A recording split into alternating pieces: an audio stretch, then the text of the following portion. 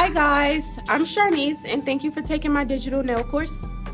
With this course, you have unlimited access. You can sign in and watch the video as many times as you need to, and pair it with the book, which is available online at sharnise.com. You guys will have all the tools necessary to be a great nail tech. In this class, we're going to cover everything from sanitation, nail prep, all the way to acrylic, shaping, encapsulation, bling, and much more, okay? So let's get into it. Okay, so first I recommend everyone going to nail school. Like, nail school is so important because it doesn't teach you how to do nails, which is why you have my class, but it more so teaches you sanitation, biology, and chemistry side of nails. So you have to know how to take care of the human body on top of the chemicals that you're mixing all the time or dealing with. You need to know which chemicals to mix, what not to mix, what to put on a human skin, etc. So you need to go to nail school on top of the fact that if you make someone bleed or something like that, you need to know how to stop it before moving on. You don't just do nails on top of blood, okay? So nail school is extremely important for that matter. Depending on what state you're in, it determines how long you stay in nail school. So here I have listed the different hours per state. Connecticut is currently the only state that doesn't require hours, but I highly recommend everyone going to nail school. Okay, so now we're going to go into the nail anatomy, and this diagram explains it in the technical terms. So first you have your matrix, which is right here. It's the top of your finger. It's where your nail forms. So all the dead skin cells come together right there to make your nail form. So if you ever notice someone whose finger seems like it's irregular or something, they may have slammed it in a door when they were younger. It's still damaged to this day because their matrix was damaged. So just as a nail tech, you want to be sure not to damage the matrix. You don't want to drill too deep or push the cuticle pusher too deeply at the root of their nail because you don't want to damage it, okay? So next is the epinippium, and the epinippium sits on top of the cuticle. So it's the skin that surrounds your finger, like where you would think the cuticle is, but it's really the epinippium, okay? That's skin that protects your finger from bacteria and infection. Right under that is cuticle, and the cuticle lies against the nail bed, okay? So you have epinippium, cuticle, nail in layers, all right? This is the epinippium, and this is the cuticle, okay? So epinippium, cuticle, you see? So if we push back a little, you'll see the cuticle that's lying against the nail start to come up, right? But on top of that, we have the epinippium. So if I push that, you see the epinippium go back. So the cuticle and the epinippium work together to protect your nail from bacteria and infection.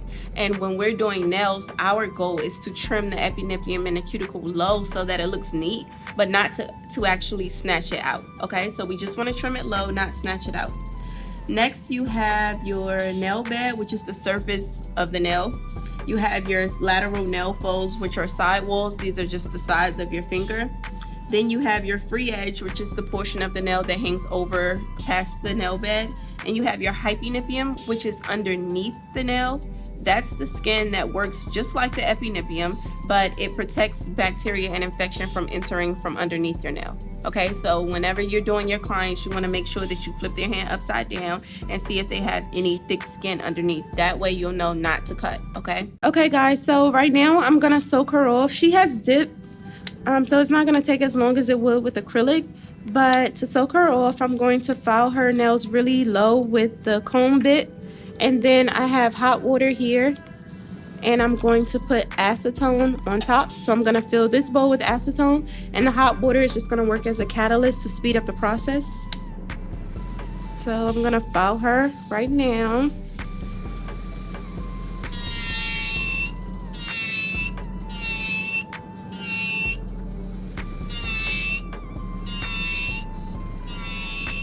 And the goal when you're filing to soak off is just make sure you remove all the shine.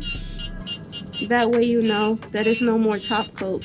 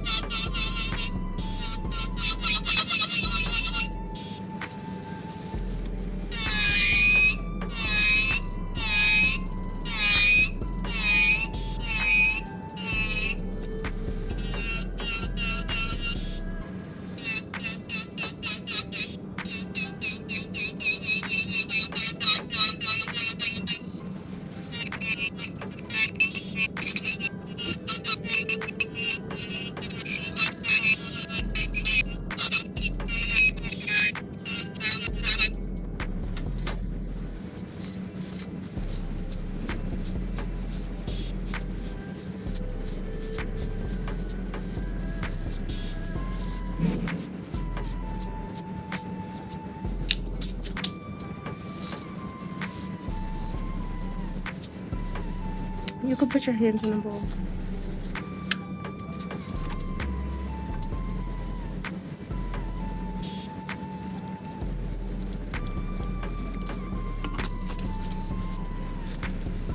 Then we cover so the fumes don't go in her face so much.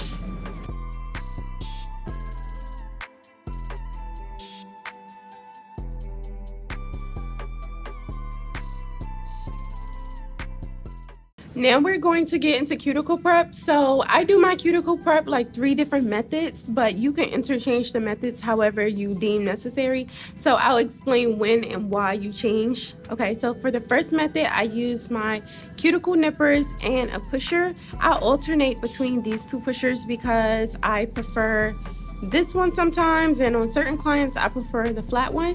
So I just use both. Okay, so this is for method 1. I use the nippers and the cuticle pushers. So first we push the cuticles back, and then we clip the cuticles that we pushed up, and then we buff for a clean edge, and then we'll go into tip application. Okay guys, so I just soaked her off, and we're going to start with the first method of nail prep. So be sure to hold your client's finger like this so you can rotate it back and forth and pull the skin back if necessary. Okay, so I'm just gonna go in and push her cuticles back.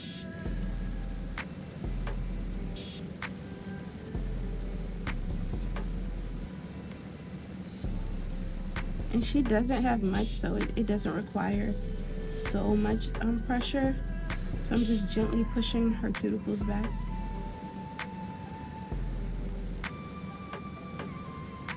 Okay, and once the cuticles are back, we're going to take the manicure brush and just brush all the excess down.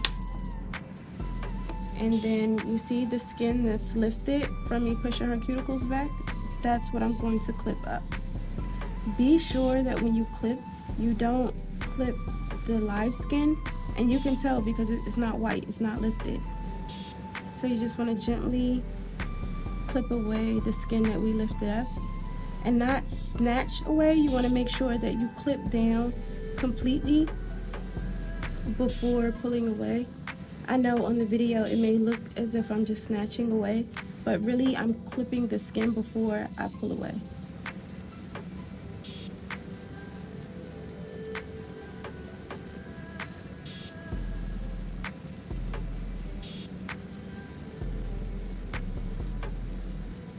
I get a lot of questions about how to hold the nipper, so I'm not sure if you guys just noticed how I flipped my hand around when I went to this side. I'll show you again. So right now I'm holding the nipper underneath, right? And then if I need to come on this side, I put my hand on top.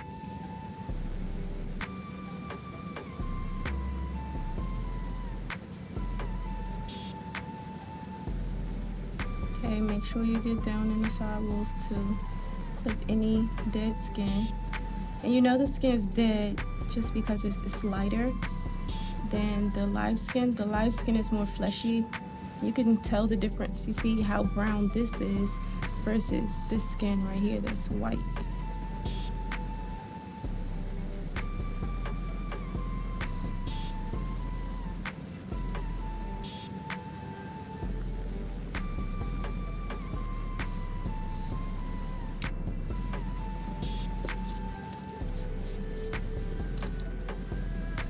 I have a little piece of skin left. I'm gonna go back and grab it.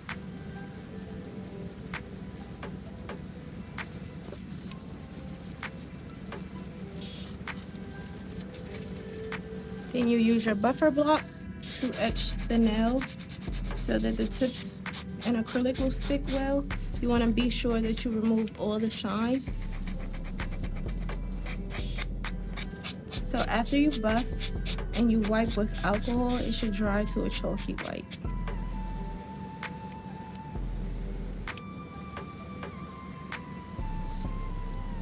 I know like on the video it looks real simple, like I just went in and got her cuticles and I didn't have to go over it multiple times, but sometimes, especially when you're using just the pusher and the nipper, you have to go over it multiple times to get all the skin, just because we're doing a dry manicure, we're not soaking, so it may take time to get all the skin up.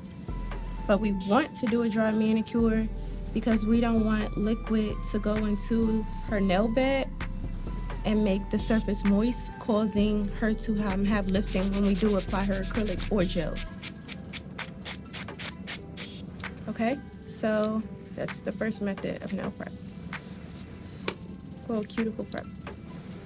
Okay, so for my second method of nail prep, I just used the sanding band, the mandrel, and a sanding band, and I use fine. I have a huge bag of sanding bands right here, so I never use the same one on every person. Every client gets a new sanding band, and sometimes every hand gets a new sanding band, even if it's the same client, and I actually accidentally nicked them and blood may have gotten on the sanding band. I always switch it and just get a new one so that bacteria won't transfer from one hand to the next or one client to the next. So always a new sanding band per client, okay? So for the second method of nail prep, I use the sanding band, and then whenever I push everything up, the epinipium and the cuticle, I use the nipper to go back in there and get everything up.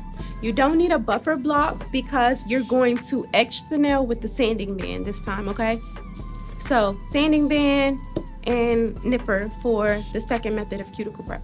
Okay, so for second method, I'm just gonna use the sanding band and then the nippers, but I always use my drill on really low, okay? And make sure that you're holding her finger like this so you can rotate back and forth, his or her finger back and forth, so you can rotate back and forth like this. So see, I can pull the skin back and get down in her sidewalls.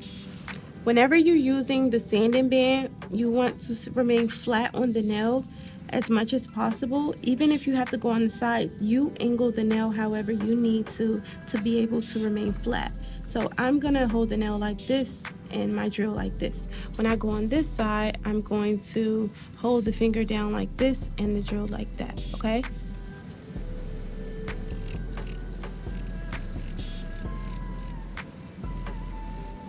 And notice whenever I'm using the sanding band, I'm not digging in her nail, I'm not staying on her nail, I'm coming off, see? Like every few seconds. It's so that the friction doesn't burn the client. You wanna make sure you keep your angle flat so you're not digging in her nail bed. More so just pushing and removing the cuticles.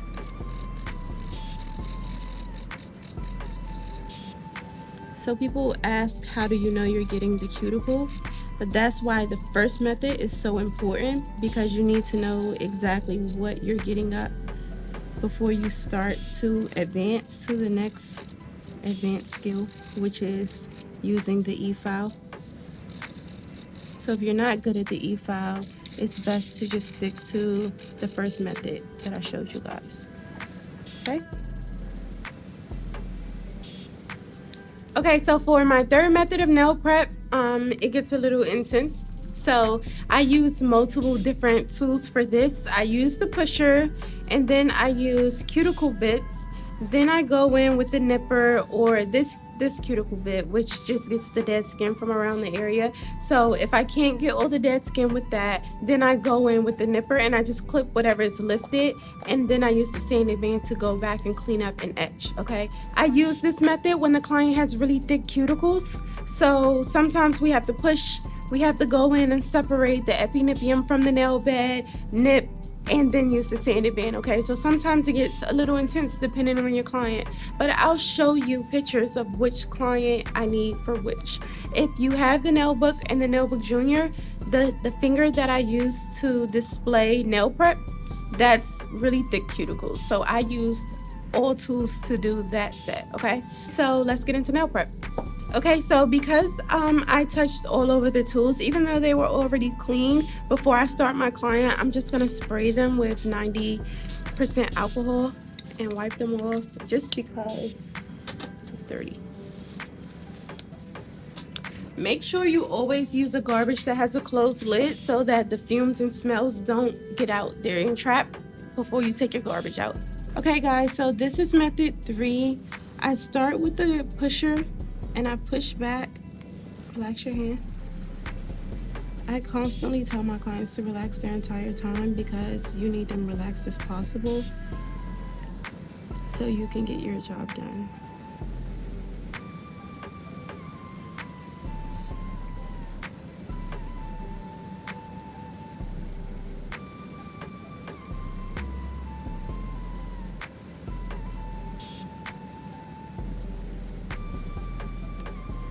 So after you have all your cuticles pushed back, then I use the diamond nib cuticle bit. Well, this isn't actually the diamond nib, but it is a cuticle bit. I lost my diamond nib. But I just go in and I go right between the nail and the epinipium. I'm not actually resting on her nail,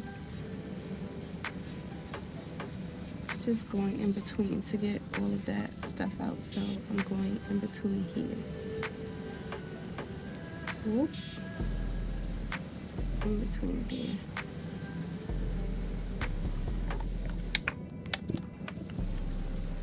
So right now I was going on top of her skin. I want to go underneath, so I'm just going to push back a little more to kind of make a little cup that fold so I can get down in the fold. So you see how I'm alternating back and forth between tools. Sometimes that's necessary just to get the job done. It's not going to be like a one-stop shop type of thing. Like you might have to go back and forth. Okay, so you see how clean and pushed back that is. Okay, I'm going to use my sanding band to go in and clean up.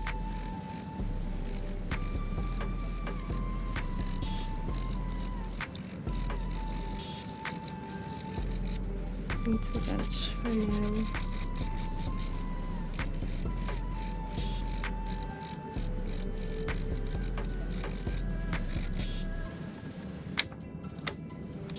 And then I grab my nippers just to go in and clip anything that's lifted. So notice how I push back and then clip.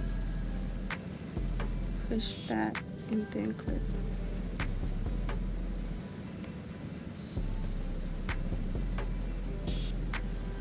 So you see I have this. I don't pull it off.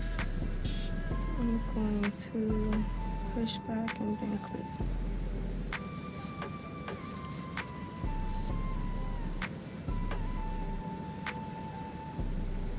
When you use this method, you can see more of what you're clipping off than just a pusher. It's a little more detailed because you clean so much before you clip.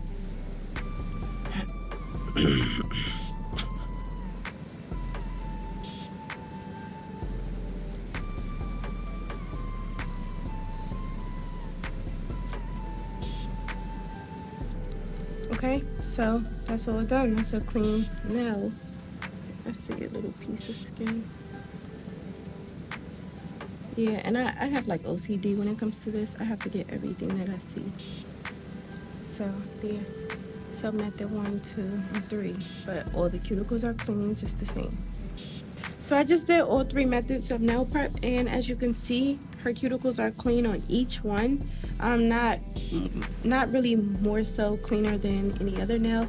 Like, it's all clean. So whatever method you do, you can still get clean cuticles in a clean nail bed without overfouling her nail, without creating a trench. There's no burn lines in her nails or anything. Okay, so we want to make sure that we're able to do that every time we do nail prep. Okay, so this is method 1. I'm just gonna push her cuticles back with the nipper. And you see, like, she has cuticle right against her nail plate. I'm just gonna try to get that all up.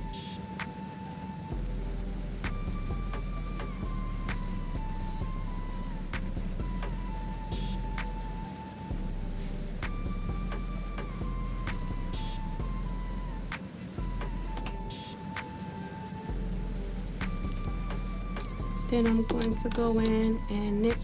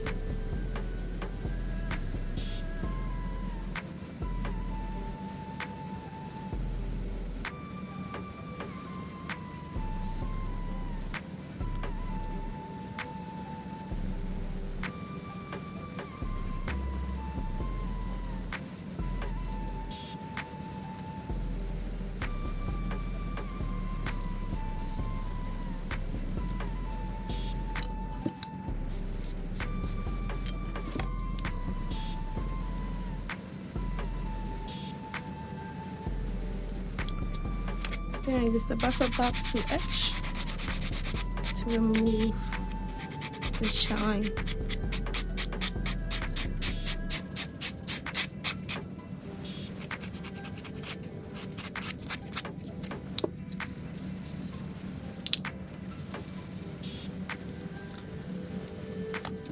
Second method, again, we just use the sanding band and the pusher.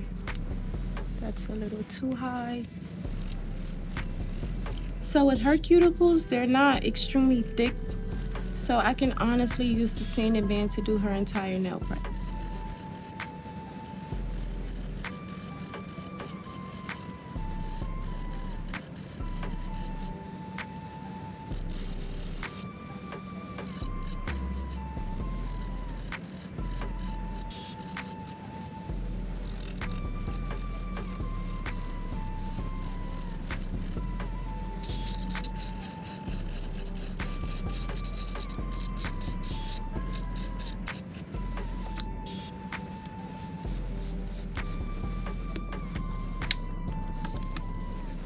And sometimes, like when she has this lifted skin right here, you can go in and clip it off, or you can use this sanding band, not sanding band, I'm sorry, this cuticle tool, just to go over her skin, and it'll remove it. And it doesn't hurt at all. And you're not on the nail bed with this tool, you're just on the skin. So it just gives it that really clean look.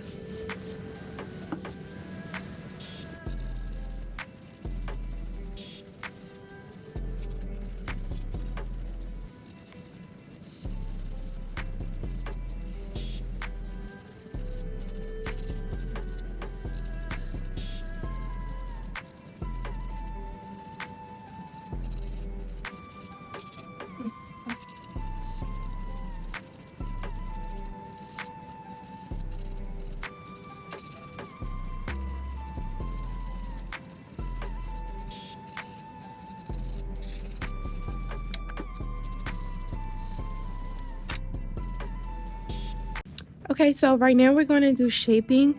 We're going to use the mannequin hand, and each finger is going to be a different shape. So first we're going to do square, coffin, stiletto, almond, and then oval or round. Okay, so I'm going to do it on this hand.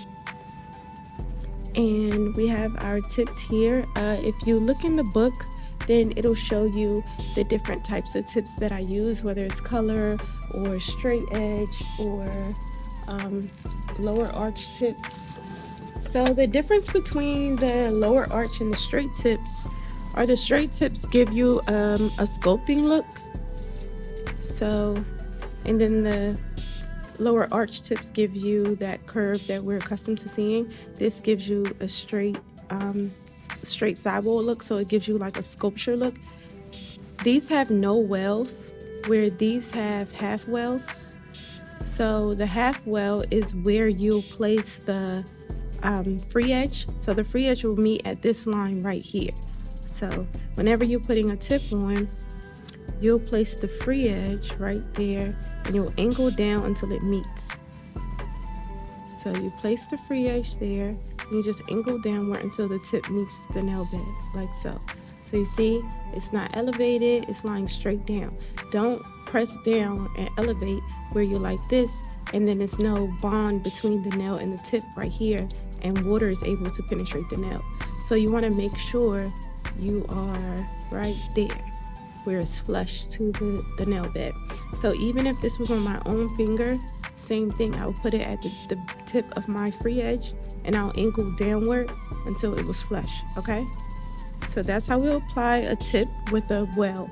If you have no wells, you do the same motion, but you have to kind of just imagine that there's a well there. Okay, so you'll place it and angle downward just like that. Okay, and your side walls will meet from side to side of the tip. So even with the half well, the nail wants to, you want the nail to meet from sidewall to sidewall. You want the tips to meet on the sidewall to sidewall every time, okay? So that way you'll know it's not too big and it's not too small. Okay, so before, when you're using a mannequin hand, you don't actually do nail prep. So we're just going to etch the surface of the nail bed so that the tips can stick, because tips can't stick to a smooth surface, because two smooth surfaces would just slide across each other and not stick together. So we want to make a little ridge so it can adhere to something. And it's no right or wrong way to do this. You just want to scratch the tip a little.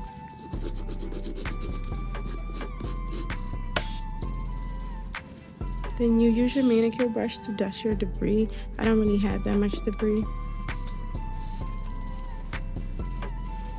And I'm gonna use my nail clipper to just open my glue.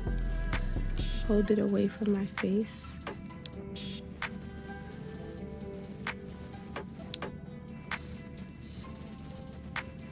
This one is really low. Okay.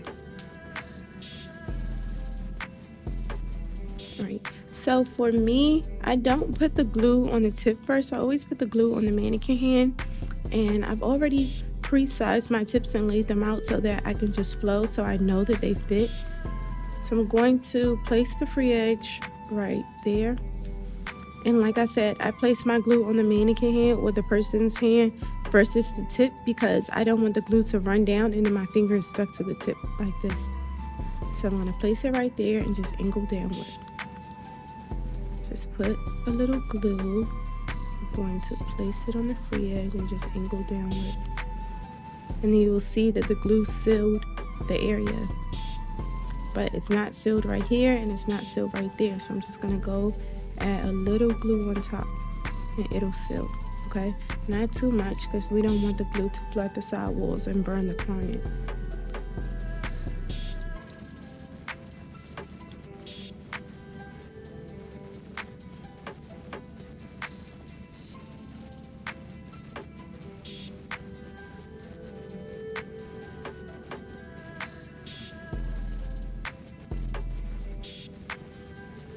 And you just want to hold it for a few seconds so that it dries.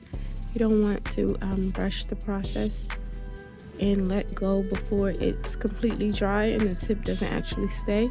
And once that happens, or if your tip comes up or you place it incorrectly, you have to etch down the tip. You have to file it all the way down, file the glue and everything down, and start over.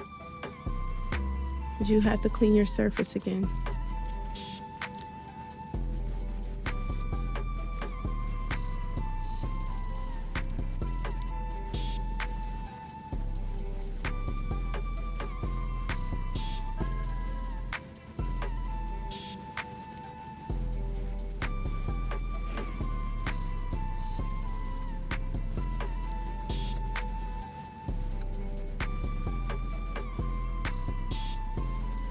I'm gonna do this one from the side just so you guys can see from this angle.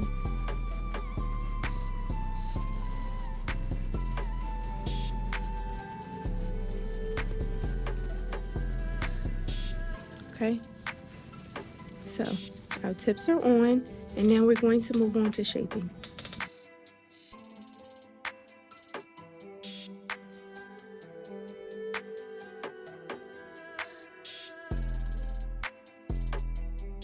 Okay, so we're going to start shaping. You just need your clipper and a file. I use a straight edge clipper to clip my tips into shape. I don't use the thing that goes like that and clamp down, because you can't cut every shape, and I don't use scissors because I don't want to flex this up. If it's a curve, I don't want to flex that up, damaging the client or hurting the client. Okay, so when you're clipping square, just like I said, we don't want to flex the nail up. Most people have a C curve, right? And when you have a C curve, it's shaped like this, like so the nail is shaped like this. But when you clip straight across, you make the nail flare up like that. So if someone forces your nail to flare up like that, it's going to hurt you here. furthermore damaging the matrix. So you want to make sure that you don't flex the nail up. So we're going to just clip side to side, okay? So for square, I'm not going to make it super long, but long enough so you guys can see the shape. So I'm going to clip one side and then go to the next and meet, okay? So I use the thumb grips again. And I'm going to start shaping. So when you shape, you're shaping a square. So you want to be sure that your sides are straight, just like the actual shape. So we're here, here, and here. Okay, the angle that you want to be on, you want to be able to get in that side wall and shape with the entire nail. You don't want your square to flare out wider than the nail bed, and you don't want it to go in any further than the nail bed. So they say tapered square, but I feel as though every square should be tapered to the size of the person's finger.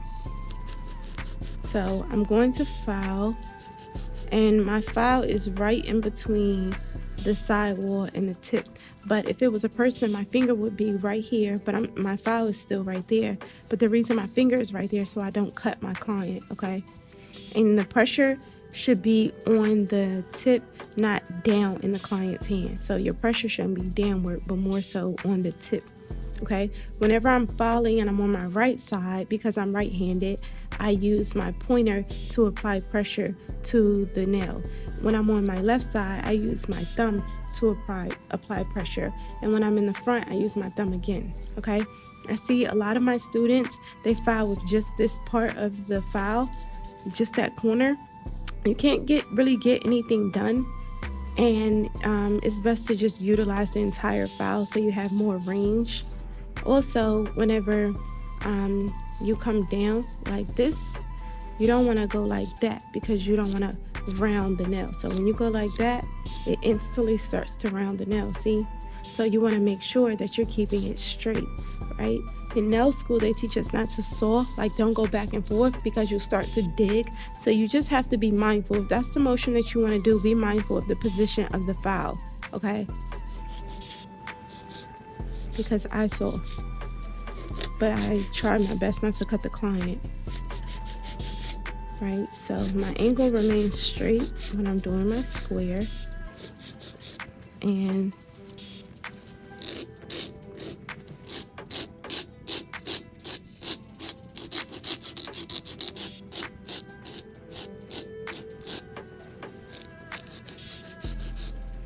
okay, when I want to get my sides, like if it's something under there or it may be angled downward, I go in like this and then I angle up like that to keep everything straight.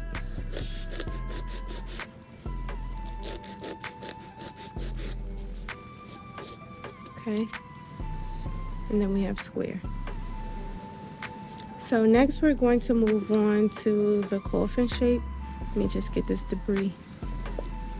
I know it drives people crazy, but it's the plastic going underneath because of the angle that I filed on. Okay, so next we're going to do coffin. And with the coffin, whenever I'm determining which length I want, I still clip side to side, but I never do a really short coffin because you have to bring your side walls in, and if your client's nail bed is wide, you can't go in. That limits how much you go in. So the longer the nail, the more you can go in, the more narrow it can get.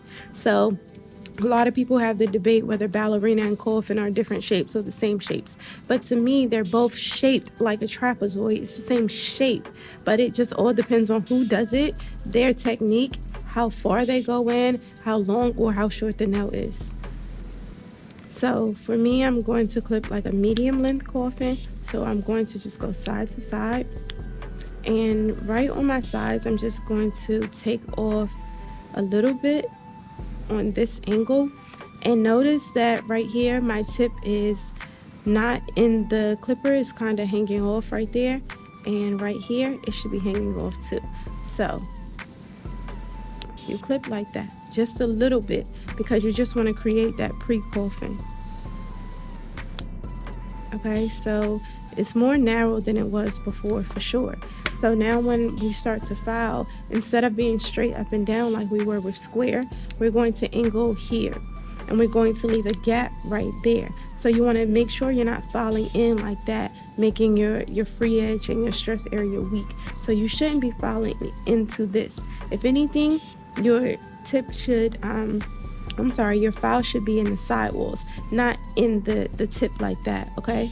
I see a lot of people doing that, like when I'm teaching classes in person, and they begin to file like that. So I want to make sure you guys don't file like this, and you're only putting pressure here, okay? And that weakens your sidewall, and that brings the nail in way narrower than the nail bed, and it makes the nail not look as if it fits the finger, okay? So again, we leave this gap open, so it should be a little gap right there. See?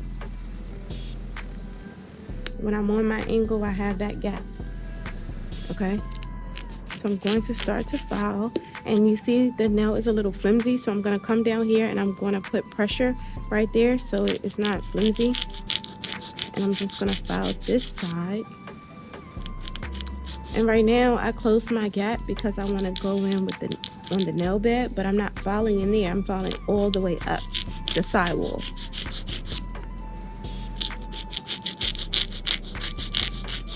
Okay, then I'm gonna go to my other side.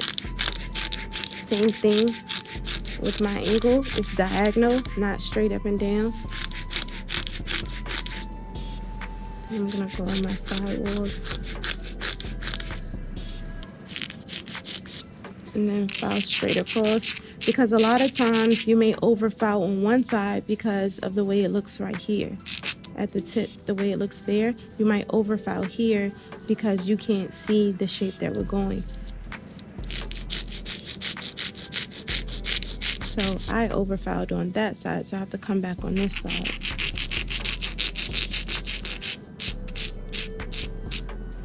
I'm gonna turn it around, and I have my shape, but I want to clean it up just a little bit. So I'm just gonna go back and file some more. And it's okay to go back and file more. Most people want to just 1, 2, boom. Do I have my shape? No, you don't have your shape. You have to go in some more and actually work. Okay, so it's not gonna be something that just happens really quickly. See, I think that's a good coffin. Okay, so next we're going to go to stiletto. And like I said, it's not something that happens really quickly. It takes time, so you may have to take your time and shape, okay? It's just some debris, okay? So with stiletto and almond, I clip the same. I just go in on a diagonal like this, and I just clip a triangle into the tip. So I don't clip off for length. I would just clip my triangle based on whichever length I want. So for my stiletto, I clipped it about a medium length, and for my almond, I'll clip the triangle short so you guys can see what I mean. Okay, so with the stiletto nail, I angle just like I did with the coffin. So you want to be diagonal, not straight up and down, okay? And you want it to meet the client's nail bed. So this triangle can't go in any more than what the width of their nail bed is, okay?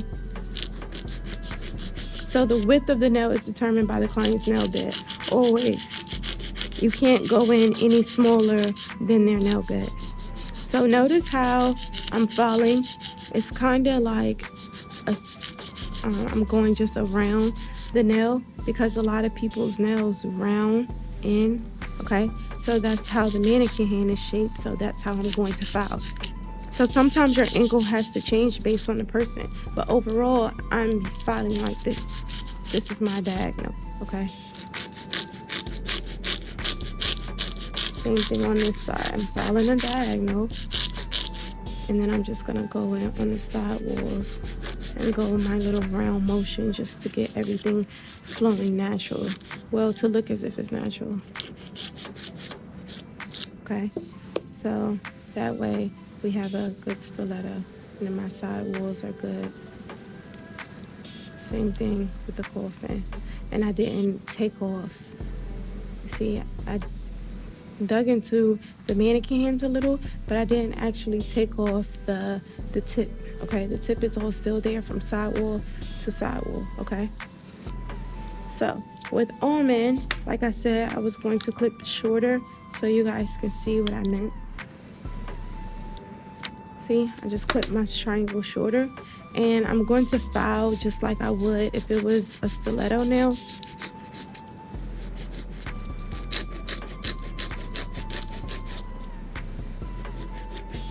See, I'm going in and getting my sides so it can be flush.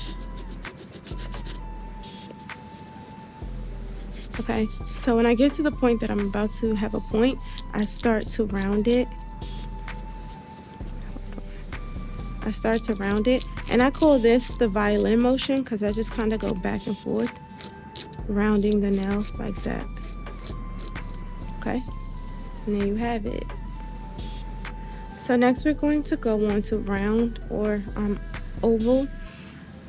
So with that, I clip just like I would square, especially if I'm going to do round and keep it wide. Some people, I'm not going to say what type of person because I think that's rude, but some people, predominantly older people, like a round shape. So I just clip the sides off a little bit, not as much as I did with the coffin, but just a little bit. And I file just like I would square, like I'm more so straight up and down because I don't want to taper my sides too much because the client wants to keep it wider. And then I just round again.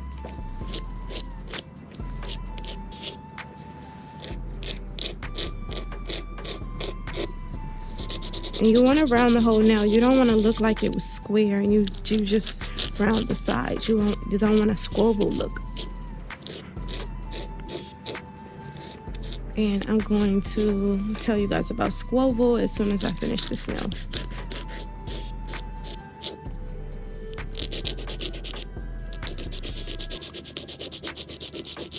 Okay, so then we have a round nail. Okay, so with squabble, it would be square with round edges. I don't, whenever I file square, I file my tip just like this. But after I do the acrylic, I'll go in and buff and I'll round the edges with the buffer, okay? So I still have a clean look. Okay, so after you shape, you want to go in and blend your tips. So when you blend using the hand file, the goal is to just erase this line from where the tip meets the nail bed. You just want to fade that in so it looks as if the tip is growing from the nail naturally. So when I'm using the nail file, I just go in and I apply my pressure right there in that area. And you want to be mindful of the client. You don't want to scrape their finger or their cuticle. So you have to pay attention to your angles, okay?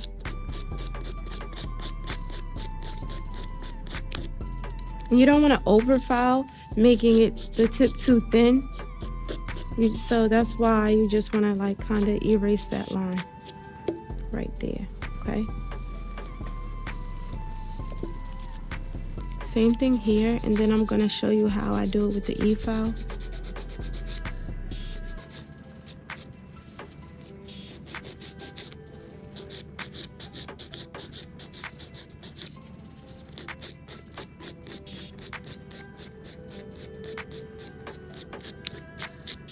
And I etch my entire tip unless I'm going to do a clear nail.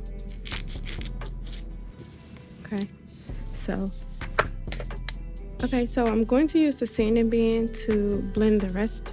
And the same concept, I'm just trying to erase this line. And whatever glue or anything you got on the surface of the nail bed, you want to scratch that up and make that a chalky white so it's not shiny, okay? So with the sanding band, I keep it flat against the nail, right? But I take the tip of it, and that's what I use on the tip to kind of erase that line.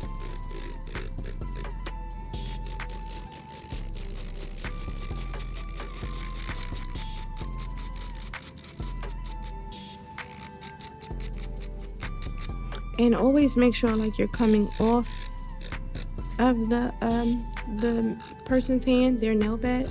You see how I'm coming up and not staying on it the whole time.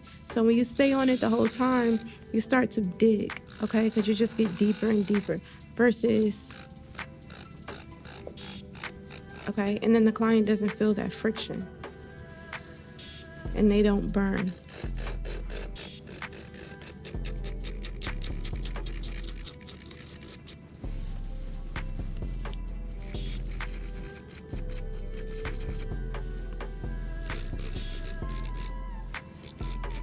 I'm still using the fine sanding band, the fine grit sanding band, but I think for this part you can go up a little on the grit because it was a little harder for me to get the stuff, or it took a little longer and I didn't want to increase the speed so much. Okay.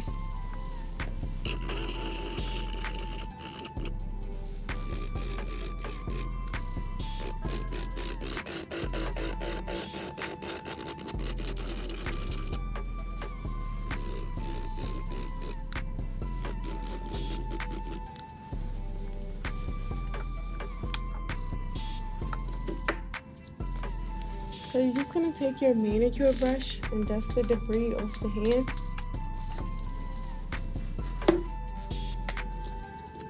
And then you have all 4, 5 shapes and they're blended so it's smooth, okay? So you see how that's smooth? Yeah, perfect.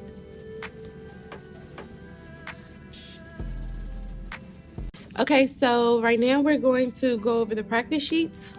You can download the practice sheet from my website, sharnise.com. It's under the tabs of the books.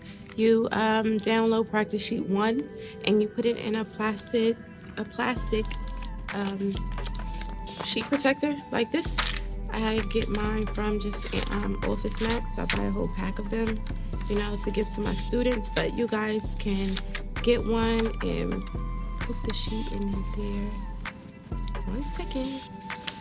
Pause it. Stop it. I'll just pop it on. Oh, okay, cool. Okay, so you have your sheet, and I'm going to go over exactly how to use the sheet. The sheet is for acrylic to liquid ratio. It helps you understand how much liquid you need in your brush, how much powder you need to collect for the different size beads you need to create a nail, okay? Okay guys, so I want you to get a paper towel and just fold it like hamburger style. So if you're right-handed, all of your liquid and powder paper towel should be on your right side. If you're left-handed, it should be on your left side. So whichever is your dominant side. I already have my liquid and my powder. So this is Cover Peach by Young Nails. And I'm going to show you guys how to use the sheet. So the purpose of the sheet is to teach you liquid to powder ratio, right? So when you collect the bead, this is perfect, okay? You want the bead to be firm. You want to have enough liquid and enough powder. So whenever you dip your brush down in the liquid, you want to make sure you dip it completely and you squeeze the liquid off the side like so that the liquid is able to squeeze out of the brush. The more liquid you squeeze out of the brush, the drier your bead will be. The more liquid that you keep in the brush, the wetter your bead will be. So you have to find that medium that works for you. And also, the amount of pressure that you put on the brush against the dish determines how much is being squeezed out. So you can squeeze on one side and squeeze really hard and it gets a lot of liquid out, so you'll still have a drier bead. So you have to take notice to all of those things, okay? So I like to keep my powder flat inside of the dish so that I can just gently glide across like so, because we want the powder to be, well, the bead to be all on one side of the brush and not on both sides of the brush. Because when it's on both sides of the brush and you place your bead down like this, you still have acrylic on top, and that can just dry and be stuck in your brush. So we want to just minimize that.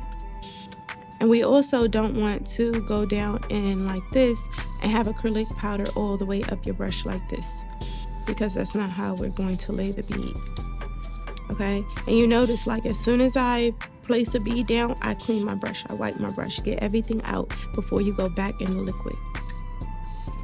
Okay, so I'm going to collect the bead and I'm going to place it on my first circle. So if you want to move the circle in, you're going to use the belly of the brush.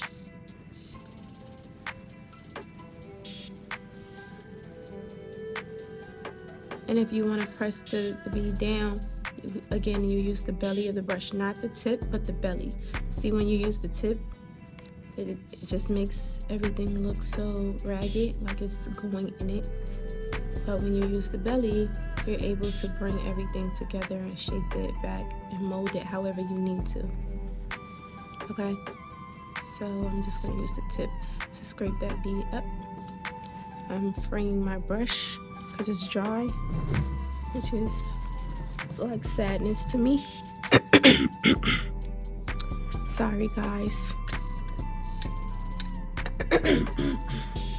All right, I think that's good. I probably sound the same, right? Yeah, good. Okay. Okay, so I'm just going to collect a large bead, place it, wipe my brush, go in and bring it a little. And because that was a really wet bead, it wasn't as dry as it could have been, but, well, as firm as it could have been. It was really wet. So now this time I'm going to squeeze more liquid out for my medium bead. And it's still a little wet. Let's try again. It's okay if it's wet. You just want to understand how much liquid and powder you need. So it's really an exercise so you can grasp what amount you need to collect in order to create what. And notice whenever I'm placing the bead down, I'm literally just placing and I'm leaving. I'm not staying there and pressing in or like this and spreading it so wide. You also don't want to like try to roll the bead off the brush, and then if you use your tip, you see how much of a mess you make versus if you use your belly, the control you have over the acrylic. Okay, see, the tip just spreads it out and makes everything seem so messy. The belly will bring everything together, and once you get everything together, then you can stroke and smooth it out. Okay, but let's get back to the bead placement. So my small bead.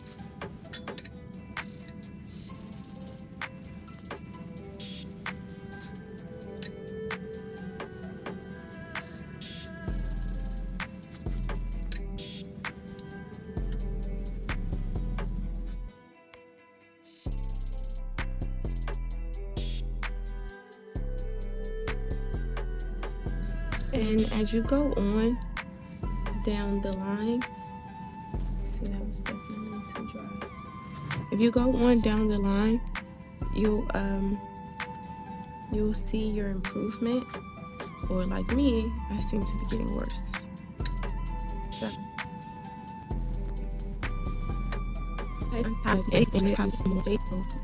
see this bead, you see how it has powder still? That's too dry. So we will wipe that and get a new one.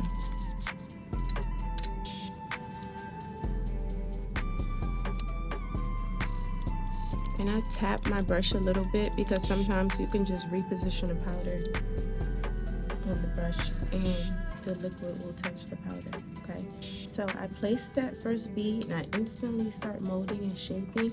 You want to use the belly to get this bead flat and also to keep its shape.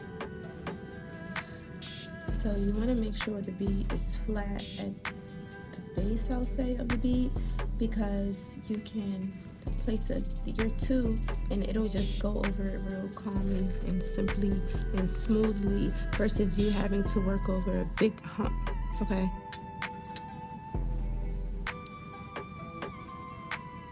So I'm going to place my number 2.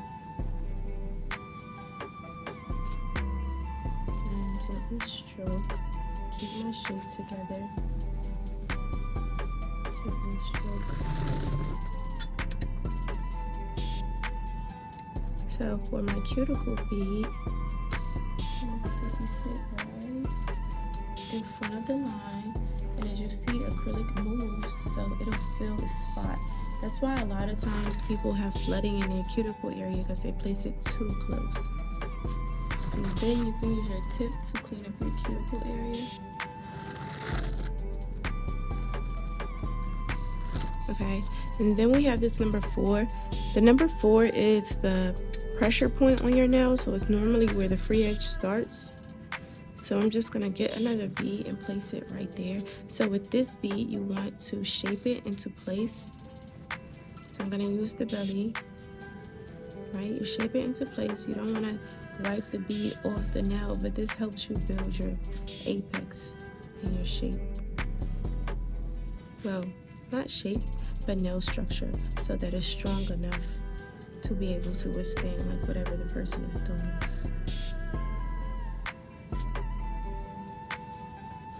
Okay, so I always turn and look at my bead from the side so I can see, not my bead, but my what do I call this? My paper nail to the side, so that I can see the flatness of it, to see if I have any humps or anything that I need to work on. And it looks kind of smooth. I'm sure you can see this transition line between the 4th bead, so I'm just going to put a little bead right here and do the same thing that I did with the number 4. Smooth it out so that that transition line isn't visible. It doesn't look like I just have a bead sitting on top, so it gives it a smooth finish. Okay, so I'll continue this all along. As you notice, each nail is a different size, because when you're working on a person, each nail is a different size. Okay, no fingers, no set of fingers are all the same size. So you're gonna place the bead. Make sure you use the belly, and then gently stroke. Notice when I stroke, no product comes off the tip of the nail, and product don't really go on the outside of the nail, going into like the sidewall area. So I'm really gentle. I'm not putting too much pressure down to force the acrylic off the nail.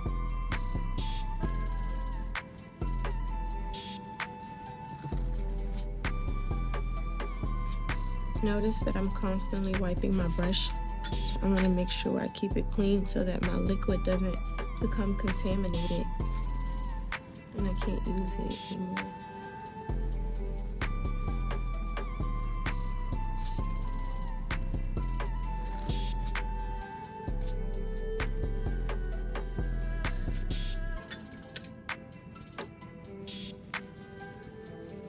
I'm going to put another bead right here just like I did before, just to build the structure a little more.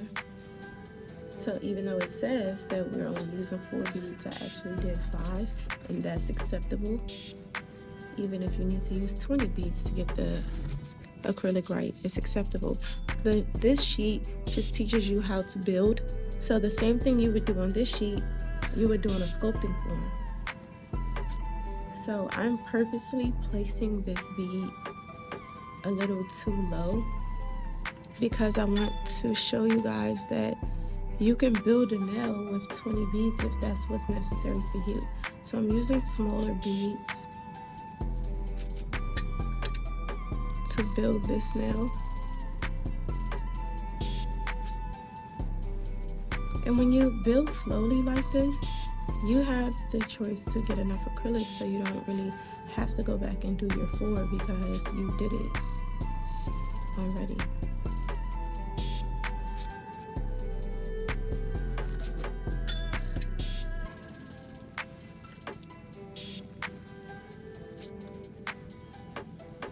So I used about 5 or so beads.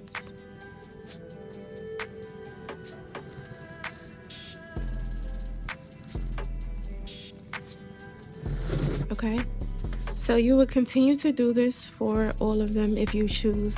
This is your practice. When you're done, you can literally just pop these off and throw them away and start over, you know. So again, this sheet is just to help you guys understand liquid to powder ratio and also how to properly build a nail. If you do this exercise on this sheet, you transfer the same motions and practices to a mannequin hand or a practice hand, okay? Okay, so now we're going to apply acrylic to the mannequin hand that I just shaped with you guys. So I'm going to do 3 beads, 2 beads, and 1 bead, but I'm going to do it a little backwards. So I'm going to do a 1 bead on the shorter nails and then 2 and 3 beads on the longer nails, just because whenever the nail is longer, it's kind of harder to do 1 bead. But again, you can use 20 beads if necessary to accomplish what you're trying to accomplish. So I'm going to use Cover Peach again by Young Nails. And first you would prime first. Well, normally you would wipe with alcohol and dehydrate and then prime first. But because it's the mannequin hand, I don't have to. I just dust the debris away. But keep in mind that if it's a human, then you actually put the alcohol, dehydrate, and then prime. And when I say alcohol to dehydrate, it's because that's all dehydrator is alcohol. So if you ever feel like you have to spend so much money to buy a dehydrator, like, don't stress, you can just get alcohol, okay? So I'm going to try to collect enough acrylic to do a 1 bead, and I'm going to start the 1 bead at the cuticle.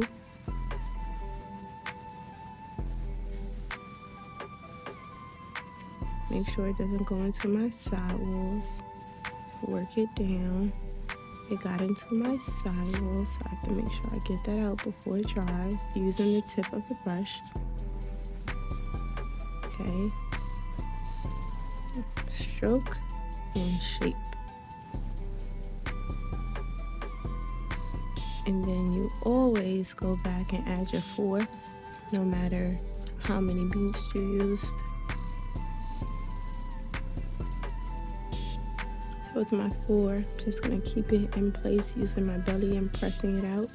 Then I'm just going to stroke to smooth it. Okay? So that was 1 bead, real simple. So for 2 beads, I'm going to start at my number 2.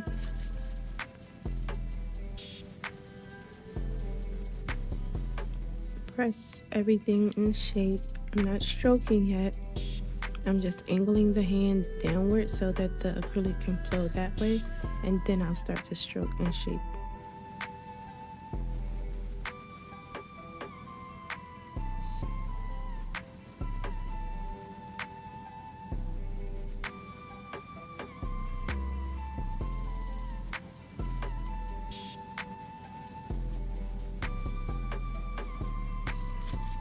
Okay, so then I'll go get my number 2, which I'll place at the number 3, the cuticle.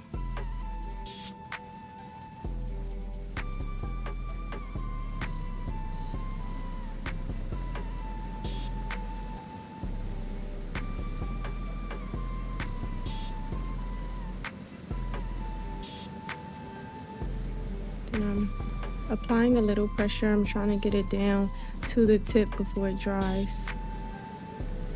And we made it. Okay, so I'm going to add just a small cuticle bead because I kind of made it slip by pressing too hard. So I'm just going to go back in and add a small cuticle bead to fill the cuticle. And of course, I'm going to go at my 4.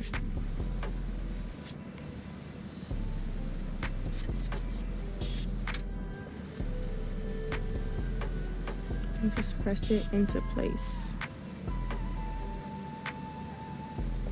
And then gently stroke down.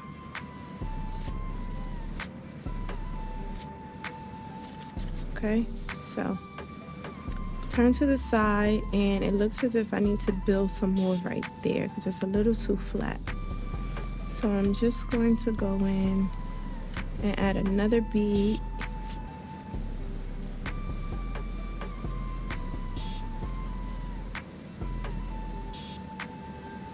So even though this was supposed to be a 2 bead, it turned out being a 4 bead because that's what was necessary.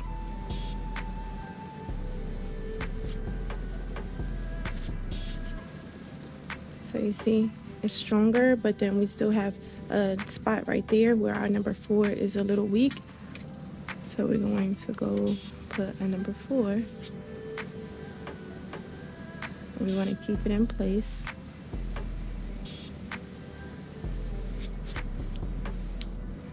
And boom. Okay. So now for the 3 bead, which might end up being a 12 bead.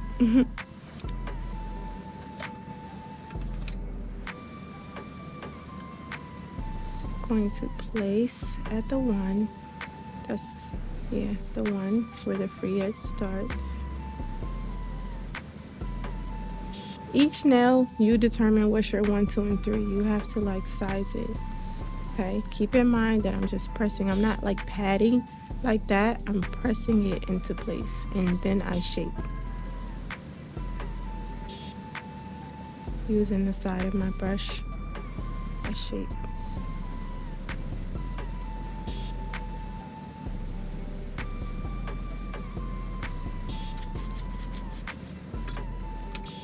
Then I'm going to go and add my 2. Okay, when you place your bead, you want to be mindful that you don't have a hump. You want to make sure you get that hump down first. So using the belly, you get the hump down.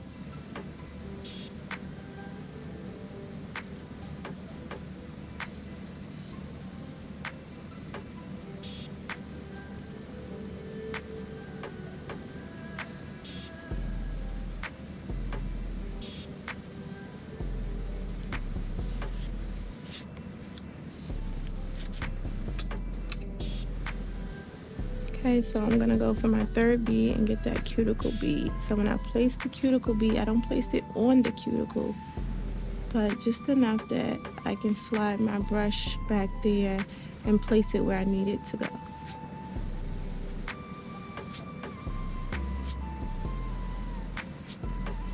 I'm gonna clean my side walls.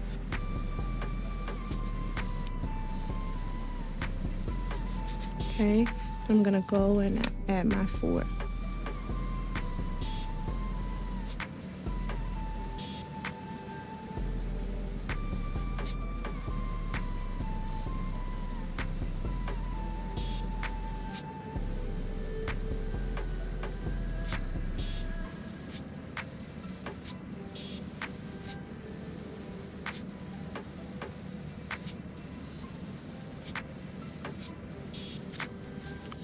Okay, so that looks really good, but I don't like how it's kind of choppy right there. You can see where I placed my 4. I wasn't able to get that flat enough, so I'm just gonna go get a small bead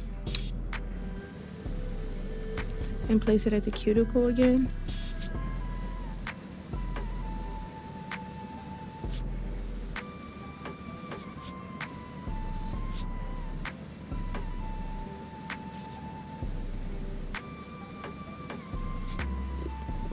Okay, so you see how I erased that?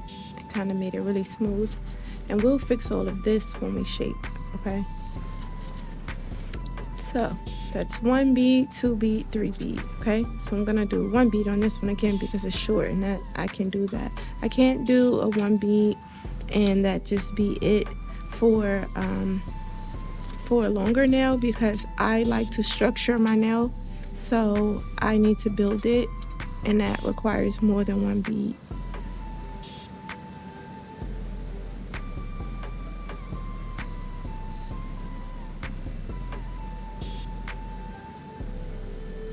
So with 1 bead, I don't wipe my brush as soon as I place the bead down, because I need to just immediately start working the bead. I can't give it time to dry.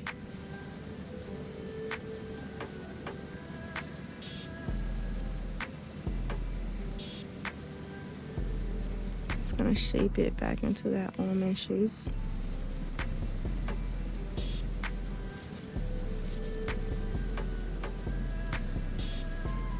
Okay, so we have that, and I can go back and add a 4 right there, a small one, just to build that apex a little more.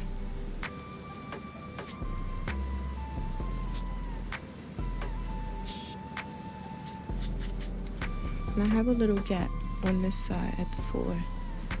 I'm gonna add 4 again.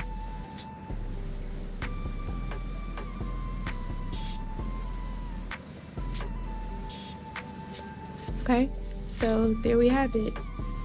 I did 1 bead twice, 2 bead, 3 bead. Okay, so now we're going to shape and buff, and that'll show you guys like how I finish. And then next you can do whatever that you need to do as far as polish or however you're going to design their nails. I'm going to do another set where I do a lot of arts and craft up next. Okay, so as soon as we shape this hand, we're going to shape and buff this hand, and I show you guys how we finish. Then I'm going to do another set with a lot of art. Okay, so stay tuned. Okay guys, so we just applied the acrylic, and I showed you various methods of bead application. So whenever you apply, you want to make sure it's dry before you start filing. To check and see if it's dry, you just take your brush handle and you just tap it, and that's the sound that you want, versus that's not dry. These are dry. This is almost dry. It's not ready yet. Okay, so I'm just gonna start with the square first, and we shape just like we did with the tips, same motion and everything, straight up and down. Remember your angles. When you shape with the acrylic, it may take more because now it's harder and you're not just shaping a flimsy tip. So it may take more effort and you may have to file a little longer. I'm going underneath to clean up. So here you see where the tip goes down and the acrylic isn't all the way on the tip. Don't worry. We'll just erase the tip. See?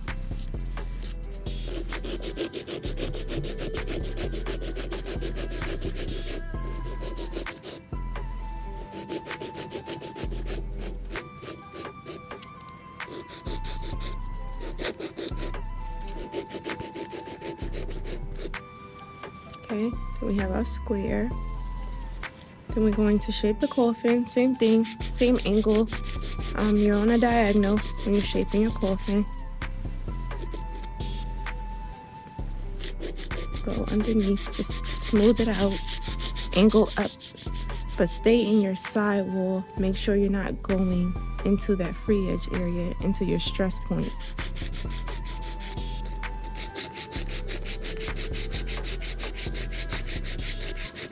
Stay diagonal, not straight up and down. So right now, if you put your file straight up and down, you should have a gap right there because this should already be diagonal in to go into the coffin shape.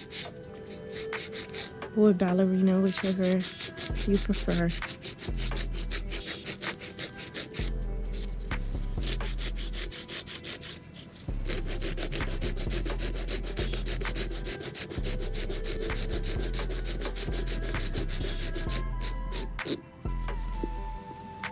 Okay, so we have our shape, and we're gonna shape stiletto.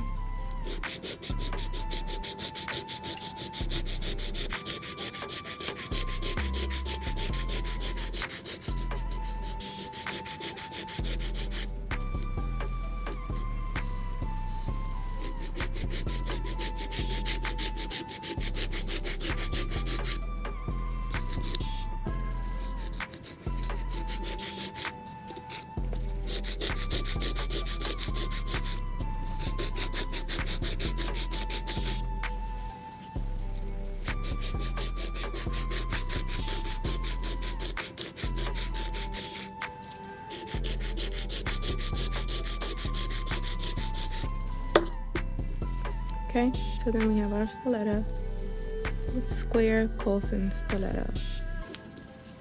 So now almond.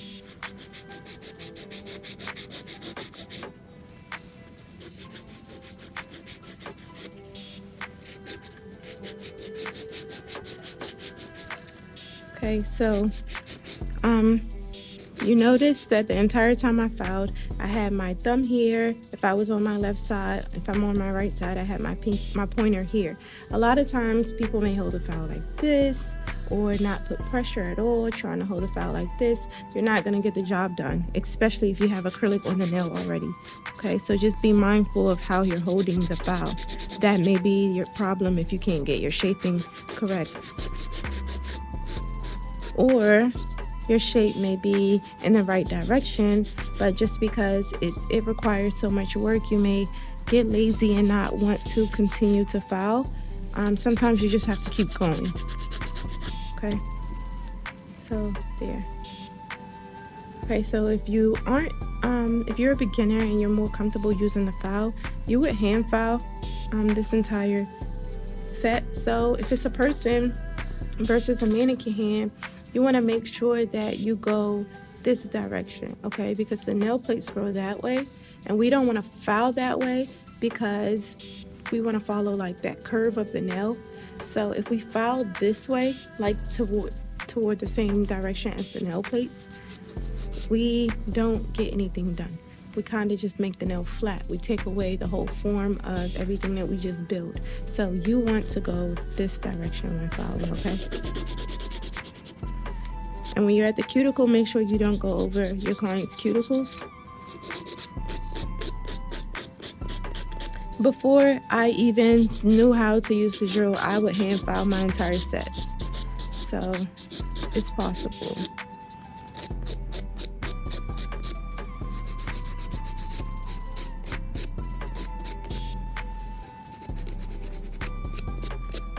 Okay, and you will do that for every finger. Okay, you just want that smooth finish.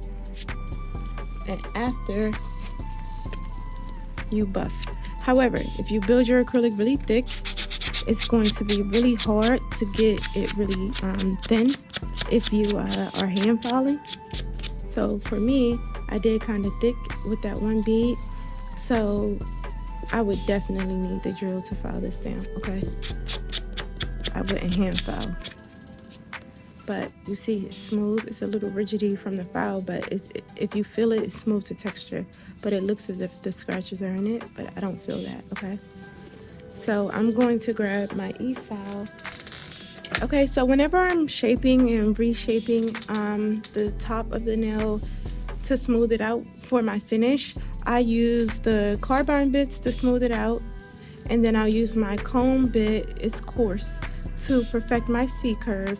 And this is a UNC bit under the nail cleaner, and a lot of times you, especially if you sculpt, you may have like a little shelf or something under there that you just want to go get, or some people may have acrylic stuck under there. You can go in and clean that up with the UNC bit. I actually never have to use the UNC bit. I'm not saying that I'm perfect, but I only do it whenever my clients want their real nails that have grown out filed down, but without soaking off, which is damaging to the nail. I'm not sure why they like to do that, but they do. Okay, so when I use the comb bit to perfect my C-curve, I turn it high, as you can hear, and I just go under there.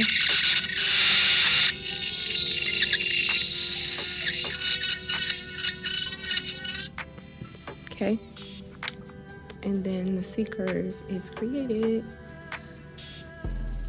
and I'll file the rest of that down, okay? But I have a good C-curve. So now I'm gonna use my carbine bit, and I use this one with the flat top versus this one with the round top, because this allows me to get into the cuticle area like I need to, not into, but right on top. So I stop right on top of where the acrylic is and smooth it all out. But when I have this one, I'm not able to get down in there because the round is stopping me from hitting the client's hand. So for practice, this is good. You know, when you get into it though, so you can really get a good job, I use this one.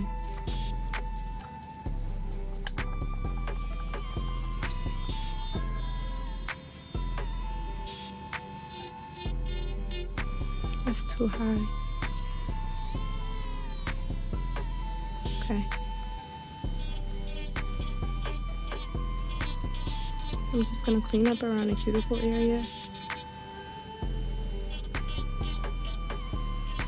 And then I'm just gonna go back and forth in the same motion that I would as if I was hand filing. Back and forth, just like I said.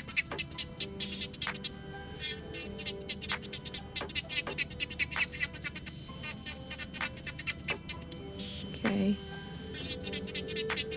I'm gonna turn to the side just to make sure there's no lumps.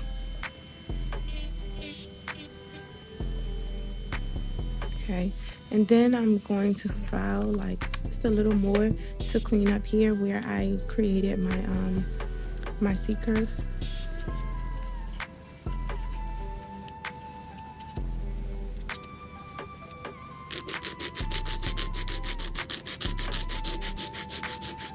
So even though I'm filing like this, there's no pressure on this side of the file, so there's no pressure going into there.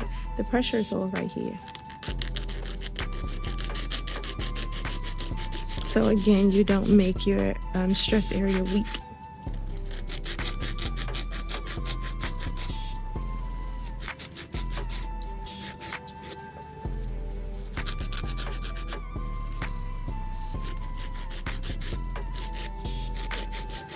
Okay, so then I will buff with the smoother side. And when you buff, you don't want to buff against your shape. You want to keep your shape versus this square. Like I said, if I wanted to make it squoval, I could just buff the shape. So if I wanted to make this squoval, I would just use my file, my buffer, sorry, to round my edges because I still like a really good square. And then this is a squoval, okay? So it's not like round, only the edges are round, just like we said, okay? So I would continue shaping throughout the set, and then I would dust with my manicure brush, sorry, to clean off all the debris, and then my client will wash their hands and we would do whatever designs and artwork, polish, or anything we wanted to do. Or if we like the acrylic color, then we would just top coat it, dry it, add cuticle oil, and then you're done.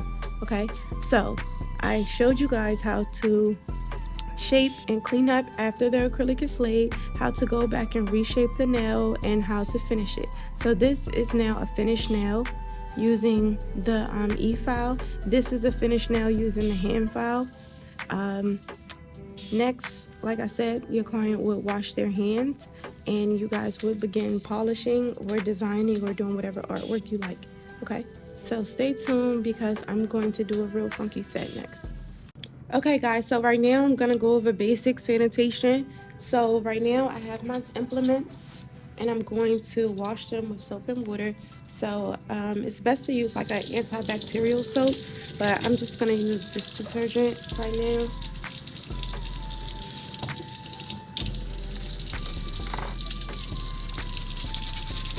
Scrub them. Make sure you really scrub them. A lot of people use like the auto cave, but you still have to do this first, and then that's next. It's okay to do like double sanitation.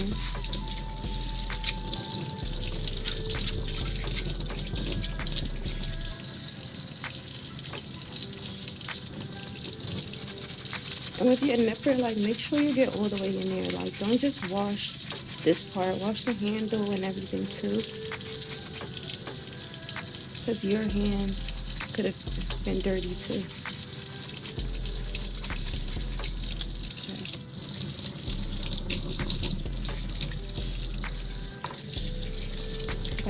Okay guys, so right now I already poured my barbicide in a small container. This is what I use for travel, and I'm just going to put a little bit and then we dilute it. The measurements are actually on the barbicide instructions. I never read measurements even when cooking, so just wing it. And then after your tools are dry, you place it in here. And because I don't have one that's fully submerged, after 15 minutes of soaking, I'm going to turn these around and soak the other sides. And you also want to have a lid. The lid that comes with this doesn't allow me to have it covered, but you can get a cover from like Amazon or anything. The sanitation containers are like only $7.99, I think. So yeah, we sit here for 15 minutes. Afterwards, I'm gonna take them out, rinse them, dry them, and you'll put them in a closed container where nothing can touch them.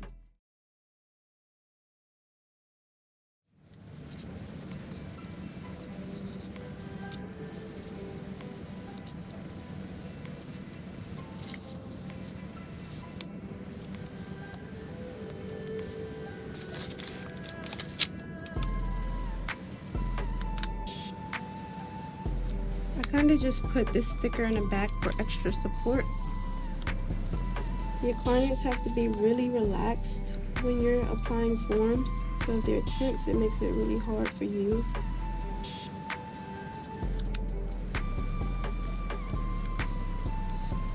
And you want to make sure the forms are super secure. There's no gaps on the sides.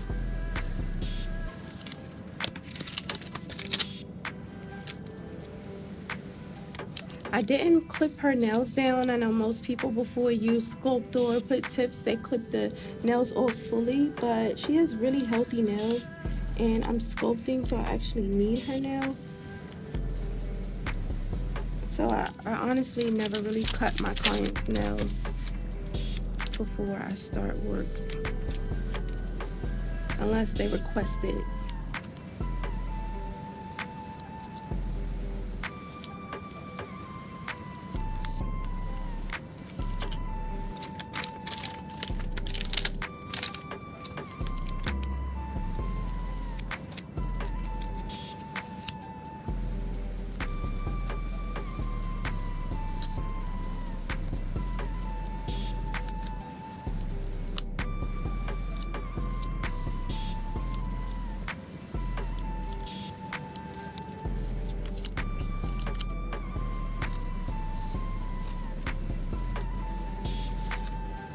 Okay guys, so this is my setup. I'm going to do a full set on her using sculpting forms.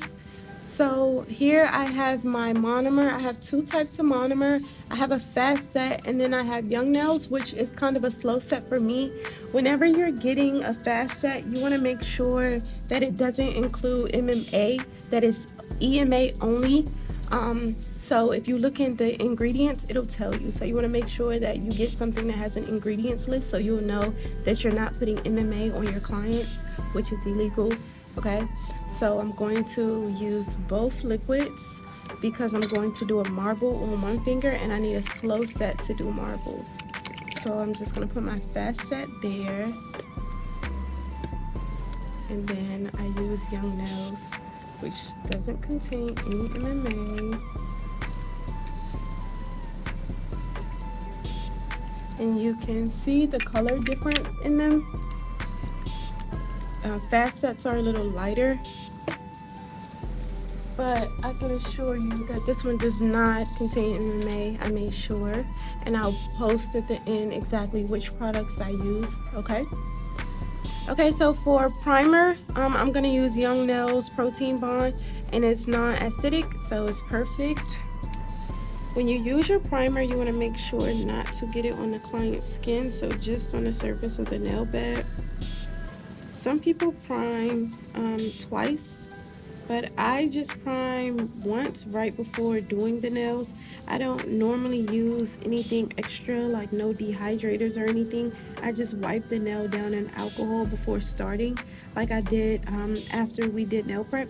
So I'll do nail prep, wipe down in alcohol, and once it's time for me to lay the acrylic, I prime each nail, okay? So I'm going to do a coffin shape with her. I'm going to do her length stopping at L because she's a mom and that's honestly too long for her, but you guys have to see something. Okay, so I'm gonna start this first nail. It's just a solid color and I'm using Young Nails Covered Peach right now. So when you're sculpting, it's equivalent to doing nails just like we did on the worksheet. So I'm going to start with my first bead. I'm going to press down until we reach the 7. I said L, but I went too long, so I'm at 7. So we're gonna do 7. Okay, so I'm going to shape as I lay the acrylic. So when I go back and file, it's not much more work I have to do. So there's my 1. I kind of just pressed it into place. So I'm going to add my 2. And again, I'm just gonna press it into place. And once I feel that it's good, it's where I need it to be, it's not falling off the side of the nail, I'm just gonna gently stroke.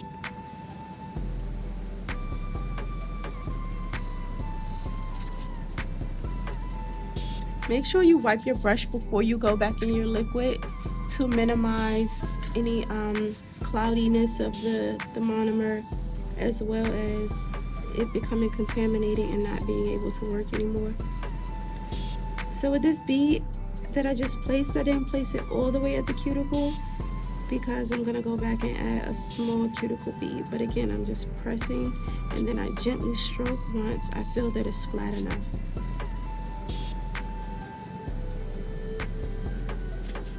Okay, so I'm gonna add another cuticle bead, real small. Just gonna place it right there. And then just stroke it out. I like to work with really wet beads because it's kind of just my theme. I don't want my acrylic to dry too quickly. I want to be able to work it a little bit. Okay, so now I'm gonna go back and add that 4 right here where you see that gap, because that's where her free edge starts. Well, not starts, that's where her free edge ends. I'm sorry. So that's why you see that little gap. So we want to make sure we fill that. You want to make sure that there's no weak points, because your stress area on the nail is right here. So you want to make sure that you add enough strength so that if this area is stressed, it doesn't break. Okay? And I'll just file it to make it real smooth. But we have a nice apex here. It's really natural going into the nail. I'm gonna go put a small bead right here at the cuticle because I see a little gap. And that happens, like everything isn't perfect, every one isn't perfect. Sometimes it takes 20 beads to do one nail. So I'm just gonna tuck that down in here and then use the tip to go clean my cuticle. Okay, so for this next nail, I'm going to do an ombre with a custom color that I mixed. It's a really soft pink. I think it'll blend well with the nude, the cover peach that I'm using. So I'm gonna place this first bead here. And again, I'm stopping at the 7.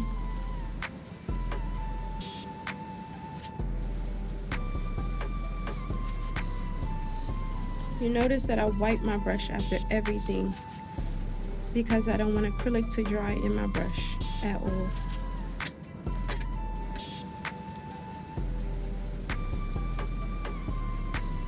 I'm placing another bead here.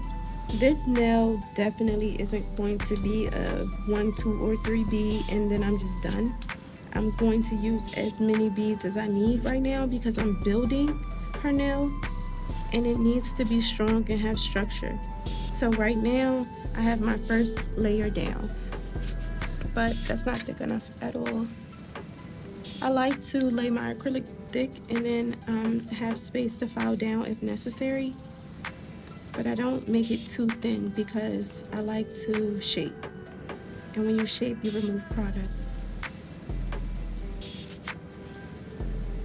Okay, so I think that's thick enough. Some may put clear over it. Okay, whenever I'm doing my ombre, whenever I'm transitioning, I like to keep it really flat. I like to keep this bead really flat. So I'm just gonna put a little pink right here so it has a good transition. I'll show you guys exactly what I mean. But do you notice how the nail is flat now? That this bead is flush with the nail bed. It's not like a hump that you have to go over. Okay, So I'm gonna put just a small bead of clear right here. I'm not sure how I figured this out, but it gave me like smoother transitions with my ombre when I started doing it that way. And it also gave my apex more strength. Okay, so I'm coming with the second color and I'm gonna put it on top of the pink. Press that back down using the belly just to make it super flat. And then I'm just gonna gently stroke. Okay, so it looks as if I covered most of my pink.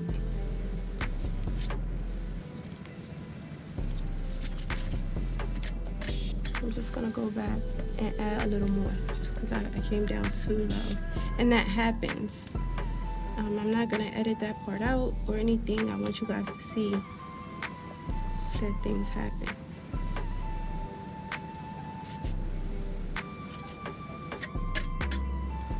I'm going to build my pink just a little higher because I didn't want to put it that low at all.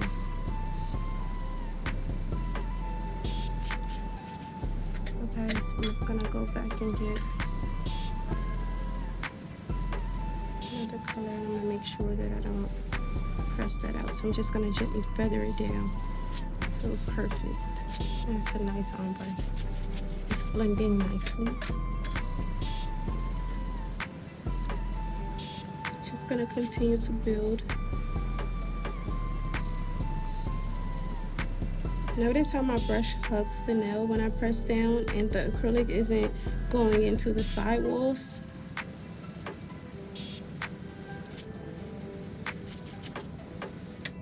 So I have control over the acrylic as well as the fingers. See, I'm rotating back and forth constantly.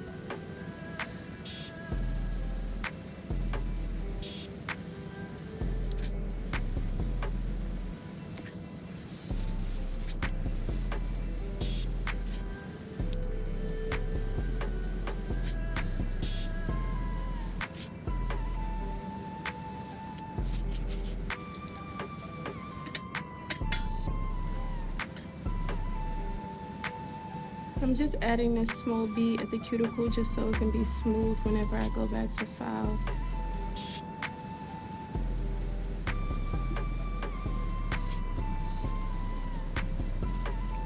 And because we clean our cuticle so well, we have that little fold that we created and we can go just lay the acrylic down in there without it lifting because it's not on her skin, it's on the nail.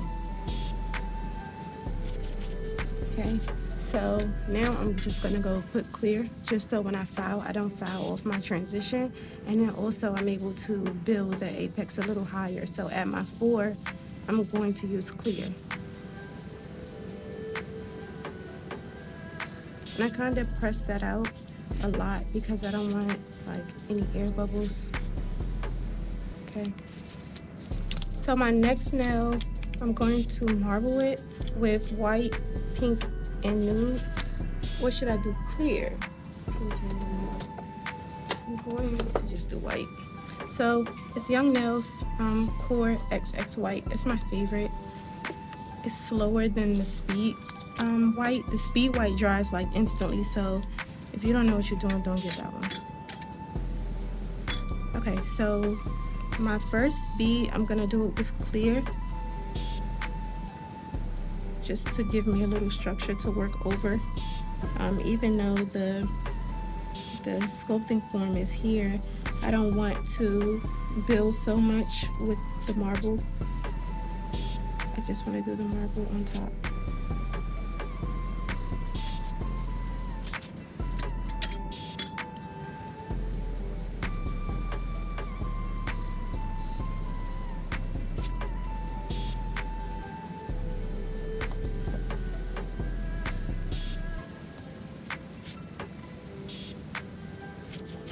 Okay, so when I do my marble, this is when I'm going to use my slow set. And I'm going to pick up pink and nude on the same brush, same time. Place them both and kind of like just marble together. And you can do this when you're using a slow set, But if you use a fast set, it would have dried already.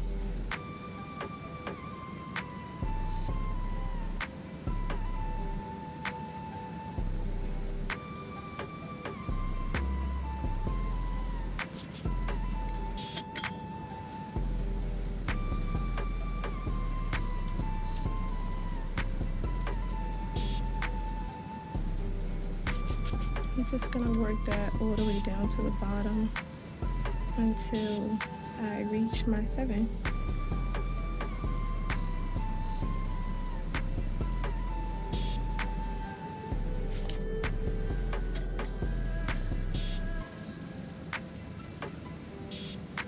I grabbed clear just then instead of white, but that's okay. I just marble clear too. Sometimes that happens. You just have to pay attention. Even like for me, and I do nails every day, so just stay focused on what you're doing.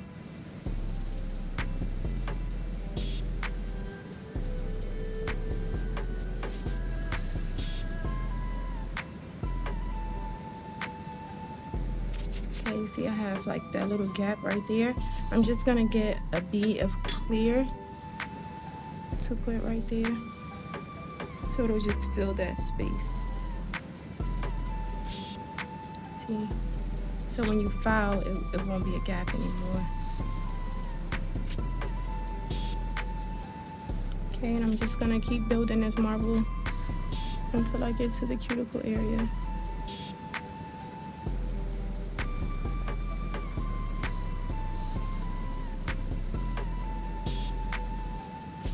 This peach and this pink are like similar, so they're starting to bleed together. But I wanted to do light colors on her because she models, so we don't want anything like super harsh, even though she asked for red.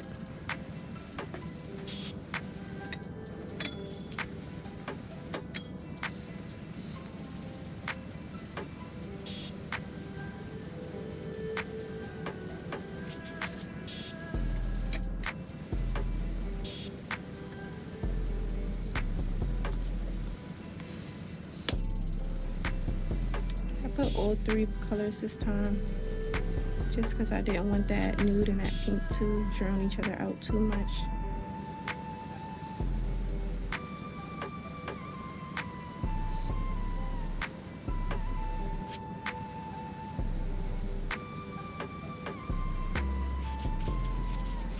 You know, it looks crazy, it looks sloppy, but watch, it comes together very well.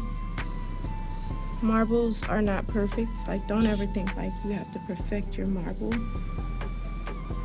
because that's kind of like not a thing. Whenever you're using a slow set at the cuticle, you have to be mindful not to drown the cuticles. Like, well, make sure your acrylic doesn't flood the cuticles. Luckily mine didn't, but I felt like it would have.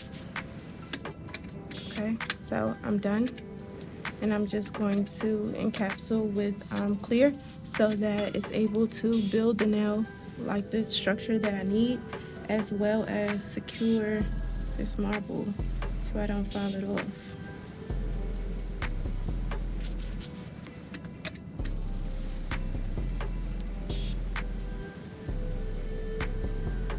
So you still build a nail just as you would with any other nail.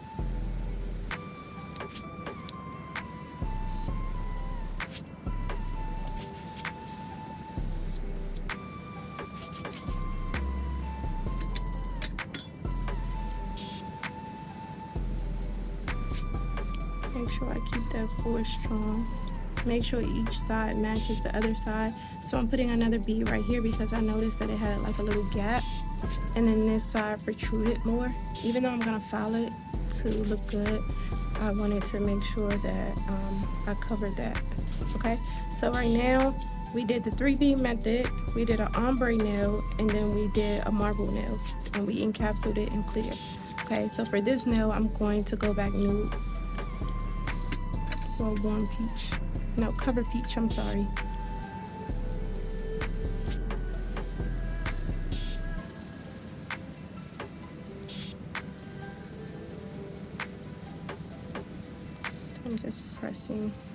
everything into place. Notice that I'm not stroking, I'm pressing it where it needs to go. And the only time I stroke is kind of to smooth the nail out. So if it's rigidy and bumpy, then I'll just stroke to smooth that out. So from the side, it looks really good.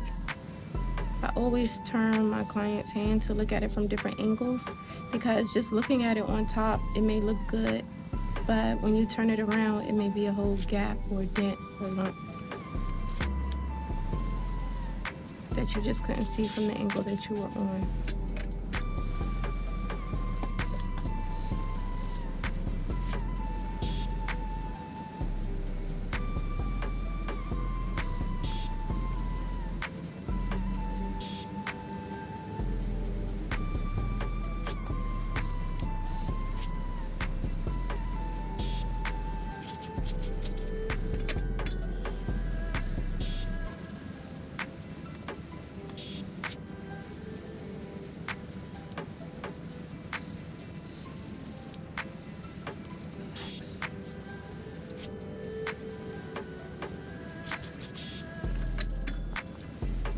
Okay, so I'm just gonna add that right there because it's a little gap.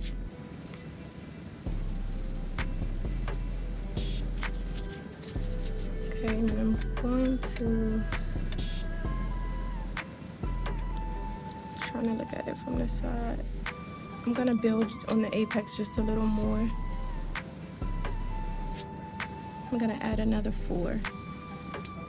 So it's kind of like, okay, I did 3 beads, so it must be perfect. You know, that's the idea that a lot of people have in their head when they're doing nails, but you just have to pay attention. You turn to the side and look at it. That doesn't look well, you add more. So that looks good to me.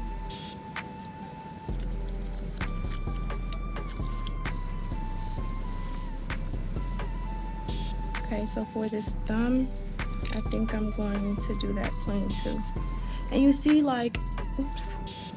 Okay, you see how we have a gap right here? I'm going to fix that when I file, so don't worry. And I'm going to show you how to fix it when you file. So sometimes you can mess up things and you can just go back and fix it. You don't have to stress it during the application process, especially with forms.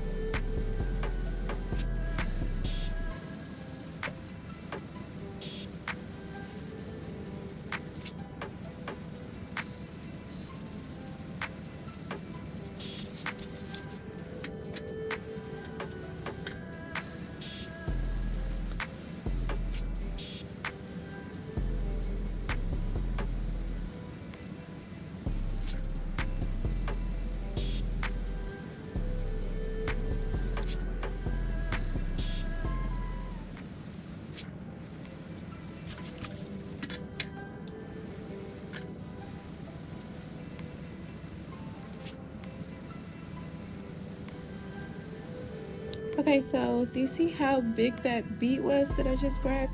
A lot of times, especially if your client's nail is damaged, don't do that when you're sculpting, because it'll burn them when all the product tries to dry. They'll feel the burn. So it's best to build slow. Not saying that I'm rushing, but I did just want to finish the nail. Okay. So I can build a little more right there.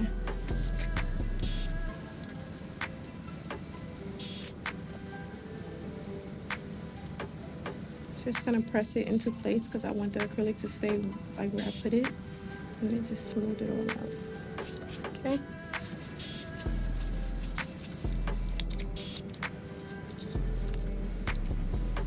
Perfect. Okay, so again, I'm just gonna add the forms to her next hand. I already put the paper underneath for strength, and as you can see, I'm using Mia's Secret. She's being tense right now, so it's a little hard to put the pinky on. Am I hurting you? Mm-mm. Sometimes when you put sculpting forms on and your client has a lot of hypenipium, it hurts them. So you just have to be mindful. Some people just want to help you do their nails, you know.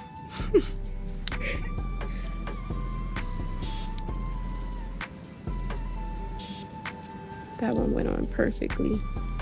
And again, you want to make sure there's no gaps on the sides or here. If it is, of course, you can fill it with acrylic, but that's always going to be an issue later because you're going to have like a little hump underneath the nail. So if your client were to go and put lotion on, they'll have lotion trapped in between two gaps under their nail and then that trench under their nail, or a little shelf or whatever. But you can always use an under the nail cleaner drill bit to go in and clean it, and it's called a under the nail cleaner. It's a UNC bit. If you look in your notebook where I put the tools and the bits that I use, it's listed there as well.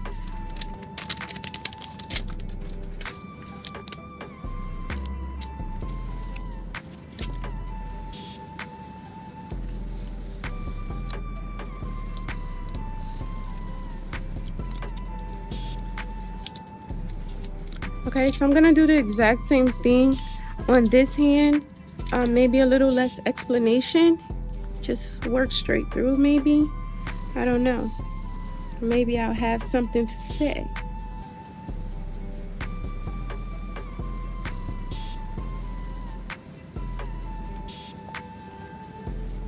You want to make sure you don't get this on the skin.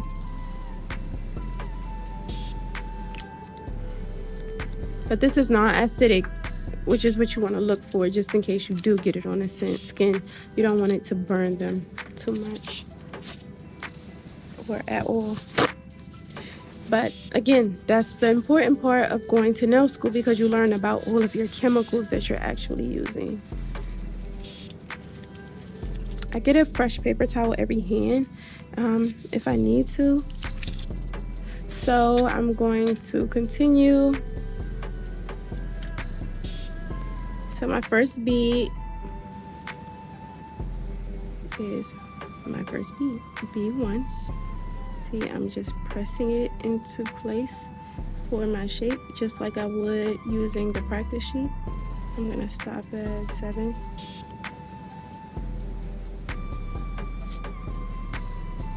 When you're sculpting, you have to kind of see the shape, like just see it and then make it. You have to use your imagination before building.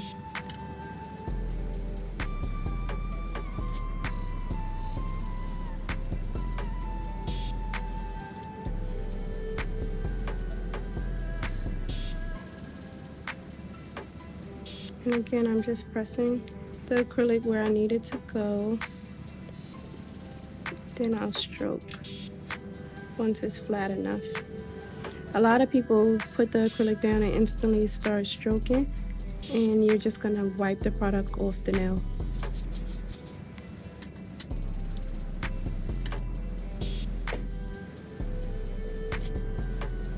So normally I would never tell my students to lie their acrylic down like that, like I just did, like in steps. I'll show you what I mean. But because I'm already like aware of what I'm doing, even if I mess up doing something, I can go fix it. Versus like my students, if they mess up, that's it, you know? So just place your bead like that versus how I just did a second ago. Okay, I had to go back and put a bead right there. It was bothering me. Okay, so now I'm gonna grab my cuticle bead and I'm just gonna place and then go in there with the tip of my brush and work it close enough that it looks as really flush, but not too close that it's touching her skin.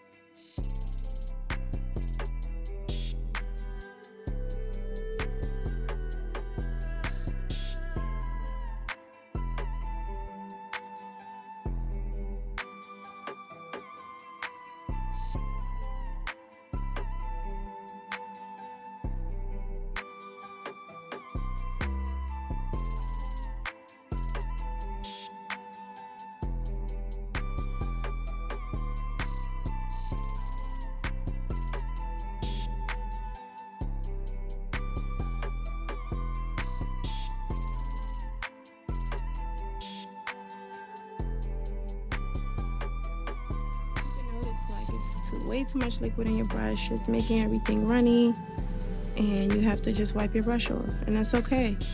A lot of people are just afraid to wipe their brush for some reason, as if wiping your brush is just going to rule out everything that you're doing, when it actually helps what you're doing.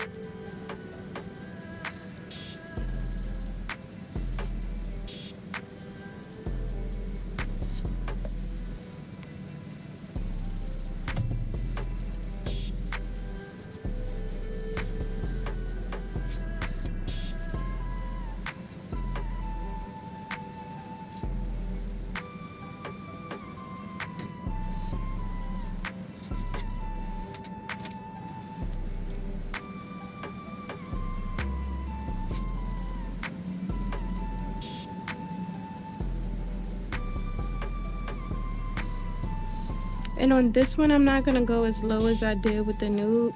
I think I just picked up too big of a bead that first time. I had to go back and fix it. So with this one, I'm going to make sure I don't pick up that bead so large. So I go back and I get my clear and I put it at the floor just to help my transitioning, and it also helps build the nail. I have a little bead this time. I'm still gonna place it on top.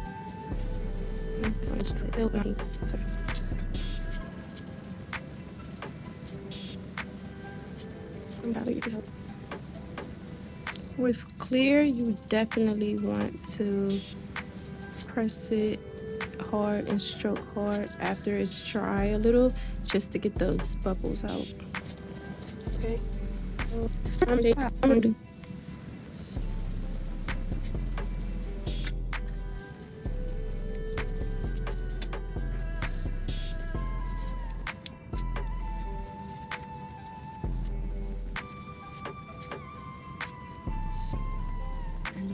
So if your client starts to have burning, like whenever you're laying the acrylic, you can just spray the surface with alcohol and it'll take the burn down. However, we are finished. I will fix this. Well, I have to go back and fix it. I was going to say that I could fix that gap right there with the file.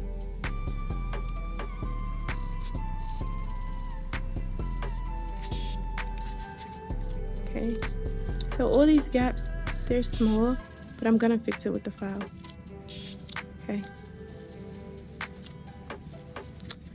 Okay, whenever you remove the forms, you want to pinch to make sure that it's separated from the acrylic. Please relax. You have to say that all the time with these people. No, sorry. But you just pinch and they come right off. Okay, it's just real simple.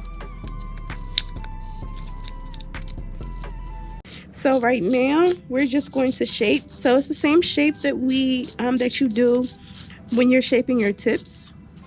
Same shaping.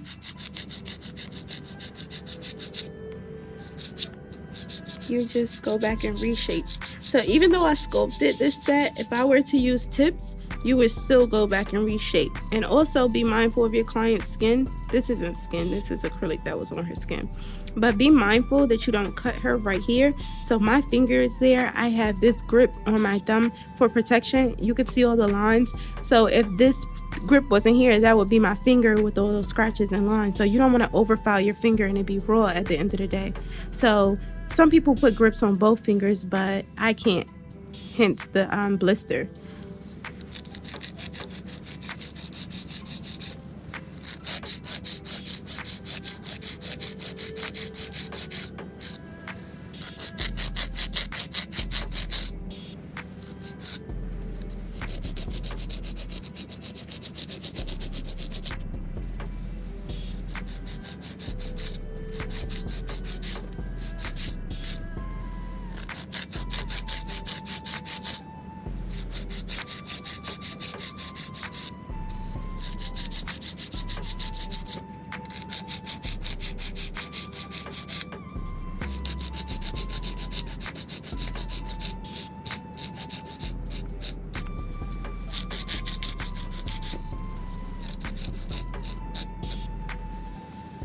Now always, after I file, I'll always turn the client's hand around so I can see exactly what the shape is.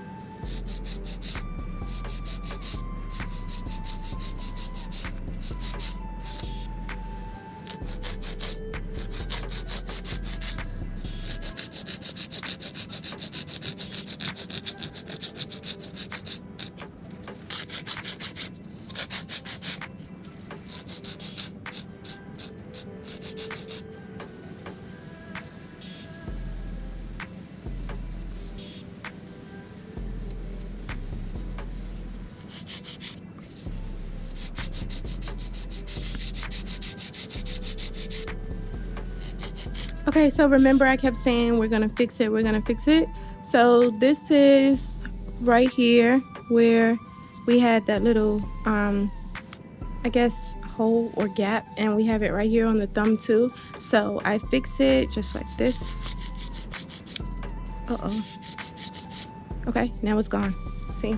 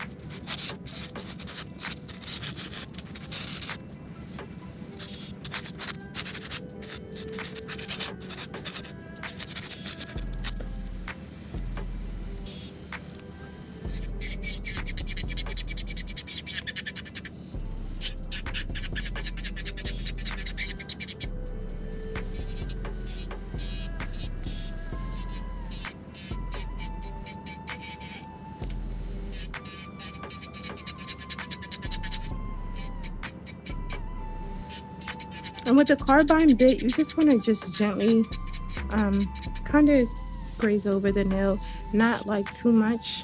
You can also like define your C curve with this, not too much.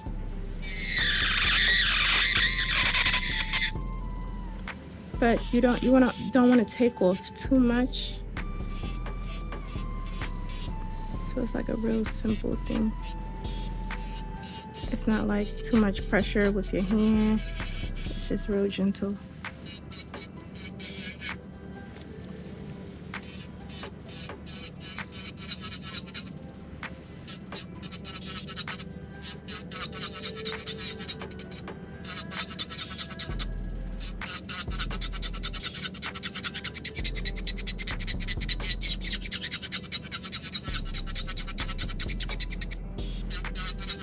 You can see that marble like really showing itself, its beauty. Okay, so you see what just happened? Like how the drill kind of just went around the nail. So that happens sometimes when you don't have enough control, like when you're not holding the drill tight enough, or even if you're rushing.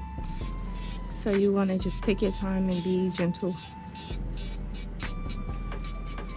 Or if you're going quicker than the speed of the drill, which I always do. Like I have my drill on low, but I move really quickly.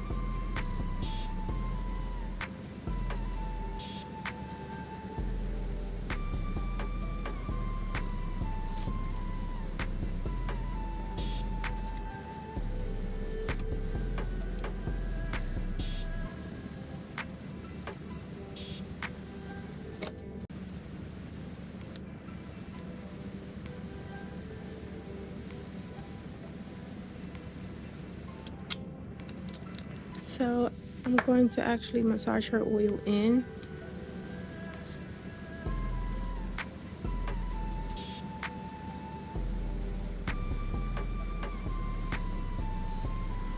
And I put cuticle oil last versus before because we use gel polish and we don't want the polish to not stick because of the oil. Okay, so I'm gonna take a paper towel and just wipe over her nail, not the finger, just the nail in the cuticle area, just because I don't want it super shiny for my Instagram pictures.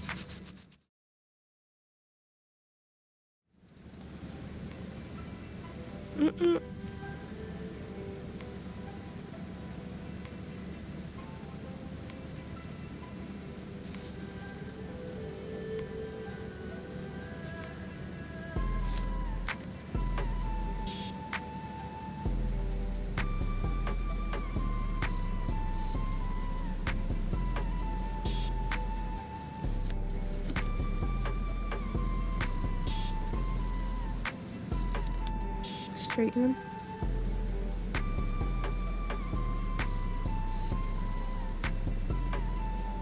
Hold it just like that, okay?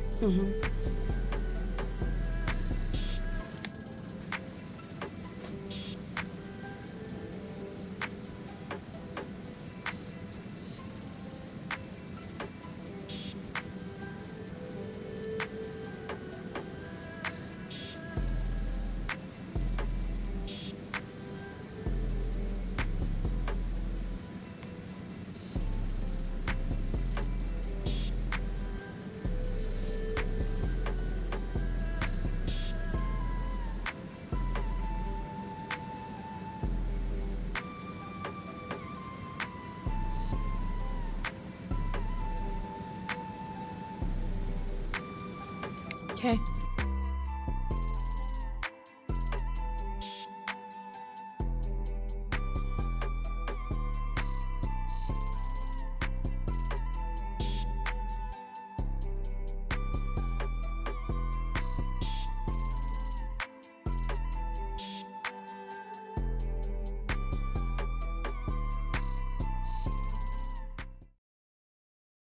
Okay guys, so here I'm going to do a full set. I'm going to do a Swarovski themed set. So of course I'm going to have crystal application, ombre, encapsulation, and I'm going to do a little foil. So this first nail, well, I'm sculpting, of course. I didn't want to use tips because I want to do it long. And also on a day-to-day basis, I sculpt, so it's just quicker and easier for me. But I did show you guys how to apply acrylic on the tips. So you have that as well. So when you're sculpting, it just takes a little more. After this set, I'm going to show you guys how I sculpt on an actual person, and then I also show you marble and ombre in that as well. So I'm going to go to the XL on the sculpting form.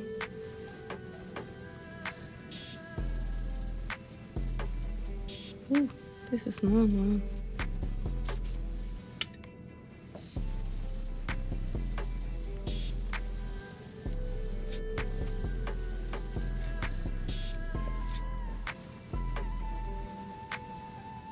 But applying acrylic, it's the same no matter what you're applying it on. So versus applying it on tips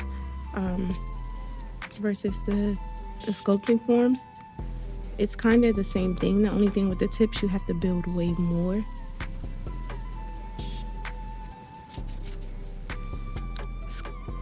Building on the tips is just like sculpting on the practice sheet. So that practice sheet will set you up to be a bomb sculptor.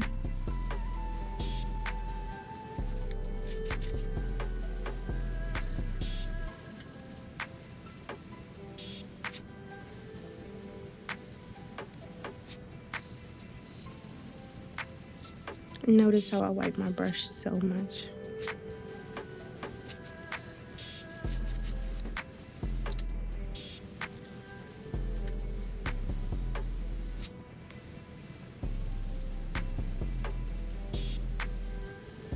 just gently stroke backwards just to keep this bead in place so it can build right there. I had a little dent.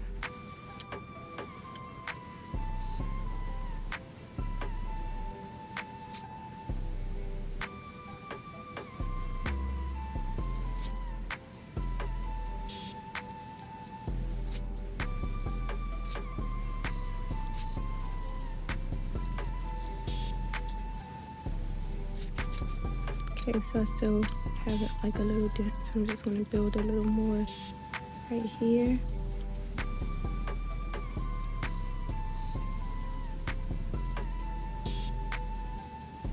And take my time because the dent was actually here as well. I just wanted to make that one bead cover everything.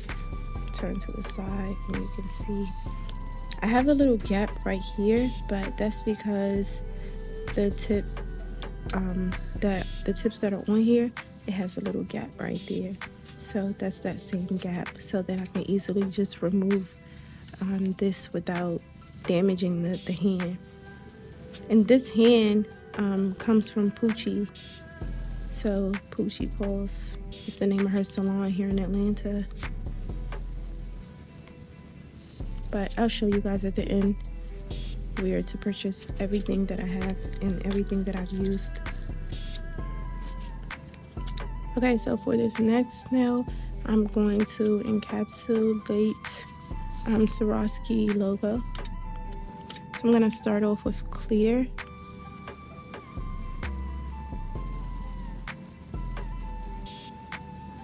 And I'm not going to really press so much so quickly because I want to minimize the amount of air bubbles. So when you pat a lot, it brings a lot of air bubbles.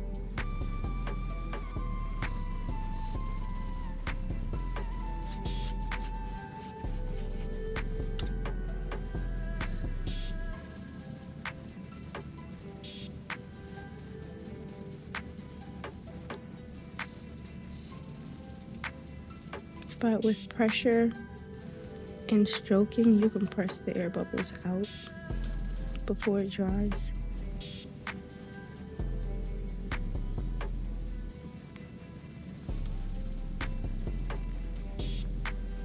Okay, so I have that first layer of clear down, so I'm just gonna go place that down and just add my stickers that I want to encapsulate. Just gonna place that one right there.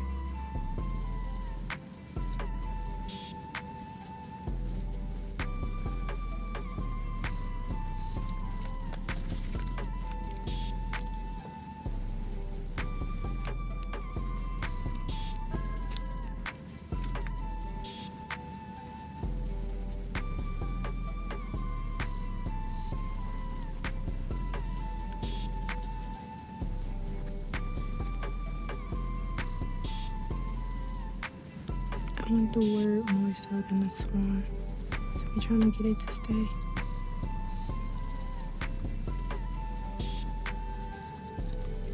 Okay, so while that's coming up,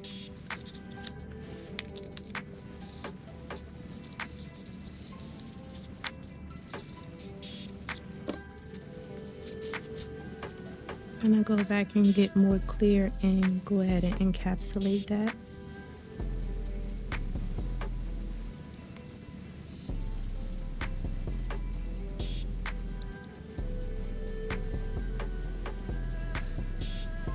I think I got an air bubble. And I think I made it worse.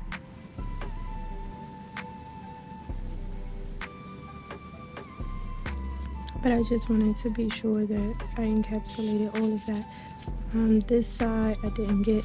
I'm gonna go add another bead. A lot of people ask questions like, well, how do you know you didn't get that side? It's kind of simple. You just have to pay attention to what you're doing, so you'll be aware like that you cover everything that you're supposed to.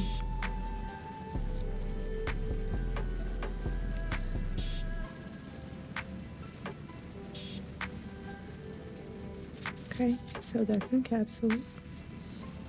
And I'm not gonna ombre it. I'm just gonna leave this whole nail clear.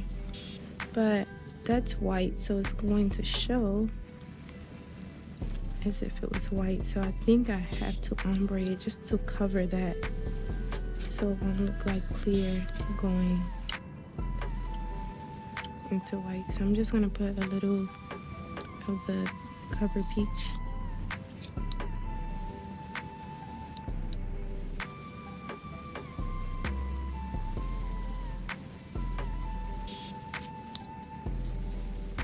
Yes, I covered it. I'm gonna go get it off.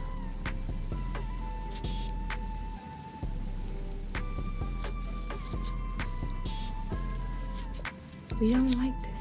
I don't like this.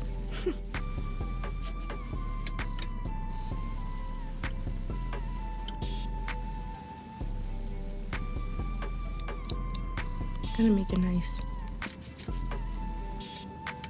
No worries. You guys will see how I'll fix it, because that's not a good transition to me, but I'm not gonna stress it, because as a creator you always know how to go back and figure out how to fix it. Okay, so I'm not gonna stress it. So that's my encapsule nail.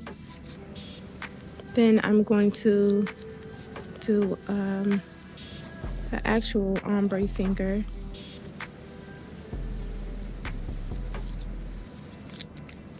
Just to show you guys how I ombre. But before I do that, I actually mix about 2 colors together. The 2 colors that I'm going to ombre. So like right now, I'm going to ombre the white. Yeah, make sure this is white, not clear. Yes. So I'm going to ombre the white and then cover peach together. So I'm just gonna mix them together in a separate dish.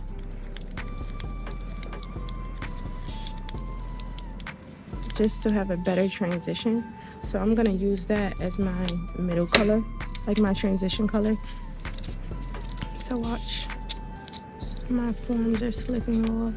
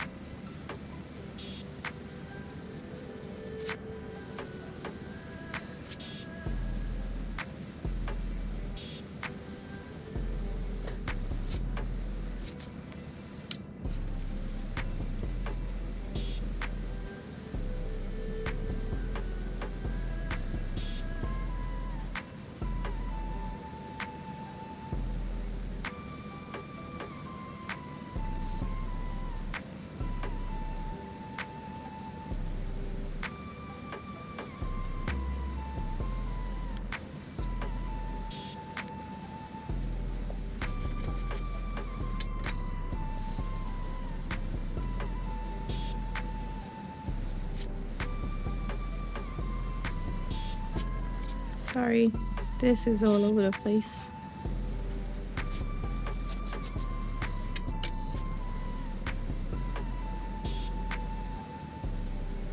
Sometimes whites are honestly the hardest acrylic for me to work with, but I always manage to get it done, but it just takes more effort.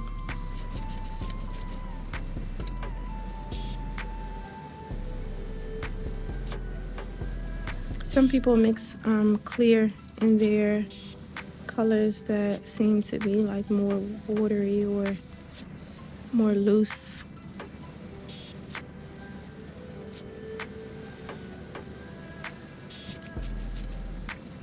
I'm just gonna put clear on top of this. I'm not fighting with trying to build that white to be thick enough.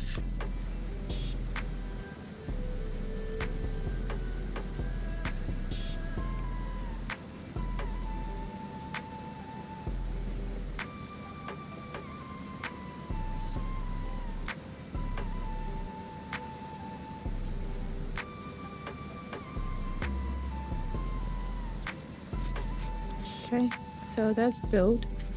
Now we're going to go and add this little medium color right wherever we want I actually like this color,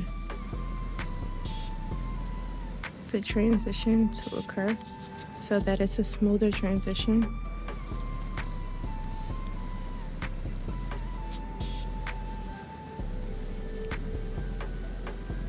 So it's just not so harsh like this is, but that wasn't the plan.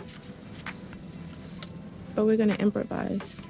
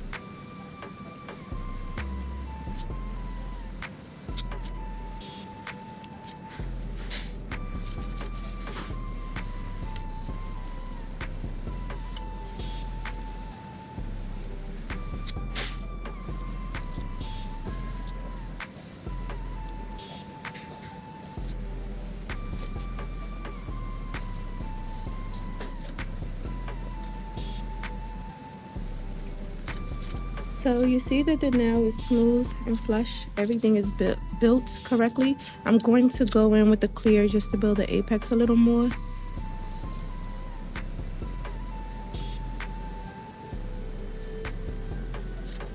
Okay, see? Then for the pointer, I have to go back and wait, I want to fix this cuticle area. With the pointer, I have to go back and put another form on. Maybe the same one. We'll see if it works.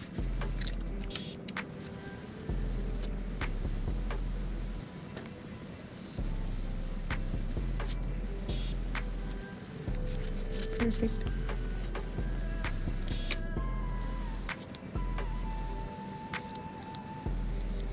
Yep, just slid right in there.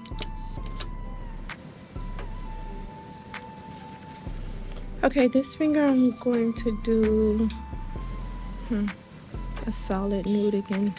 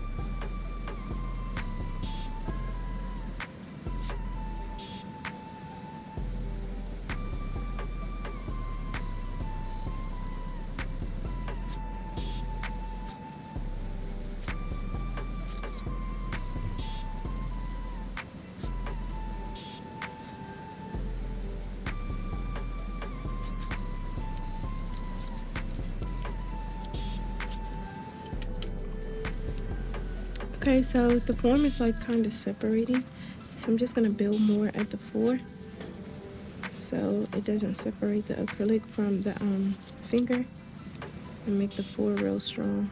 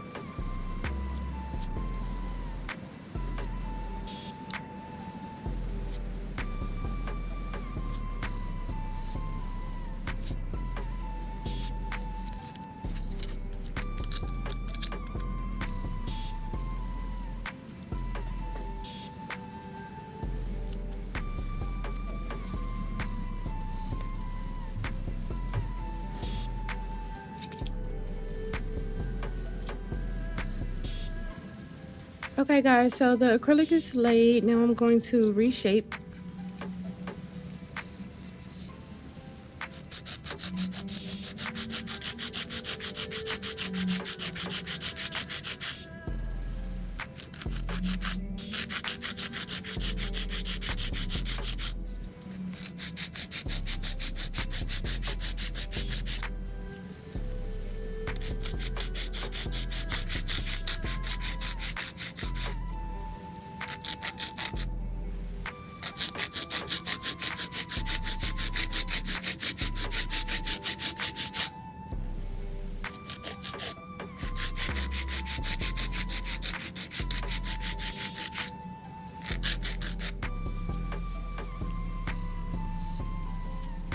I'm pulling the nail bed out. Good thing it's a mannequin here.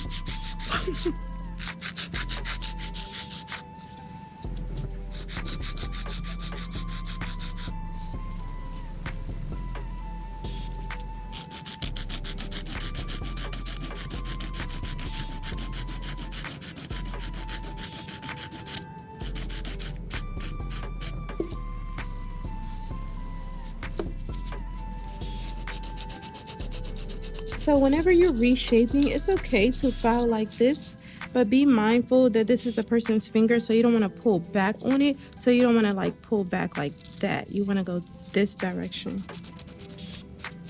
with the pressure.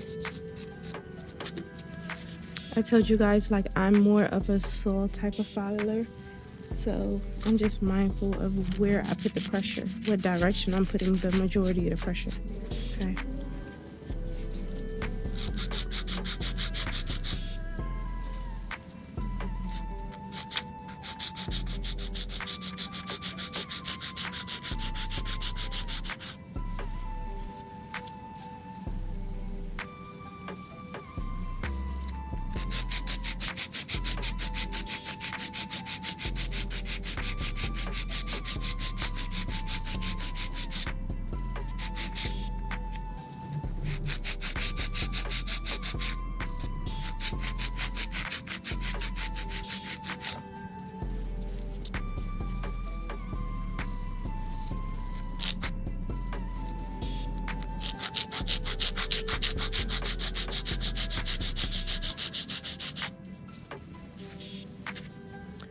I always turn around to see where I should file or how I should file.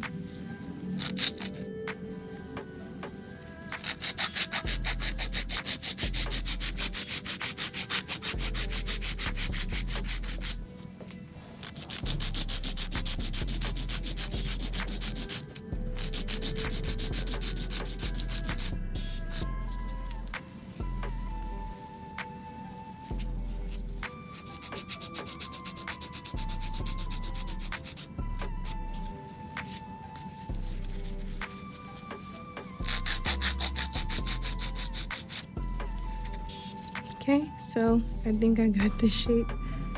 Yes, exactly how I want it.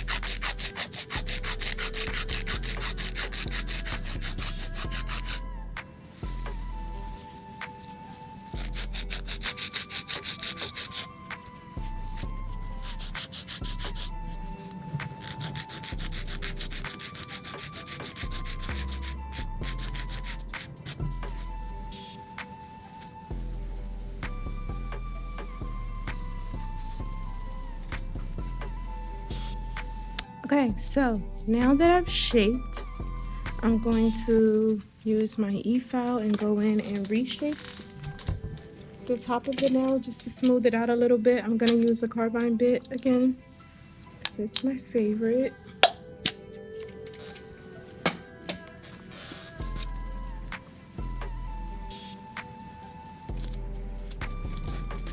I may have to just extend it because when you do like really long nails, it's just a little harder.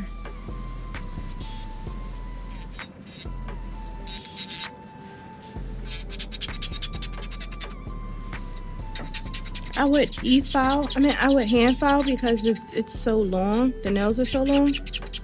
But the hand, I don't want to keep pulling the nail bed out. And it's not really a problem. I'm sure I could put more glue down to secure the nail bed a little more. The instructions probably say that, but as I said, I don't read instructions. I don't know why, but yeah, it's not really much of a problem to me. I could just push it back in. It doesn't really bother me.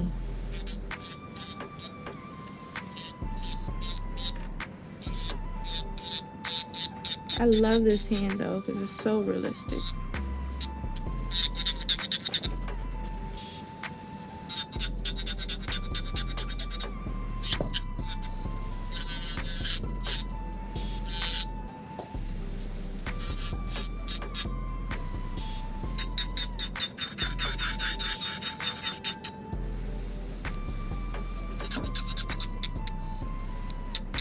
I'm gonna have to get the hand file to go right there because it won't reach.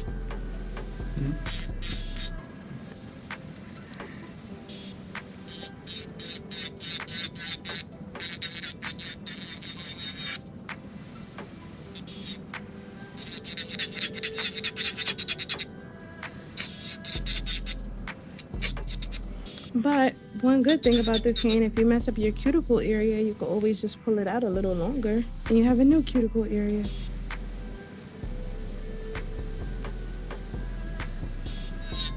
Okay, so I have to fix this nail. It's a little crooked, so I have to go under and file underneath. I'm just gonna file my C-curve already with this.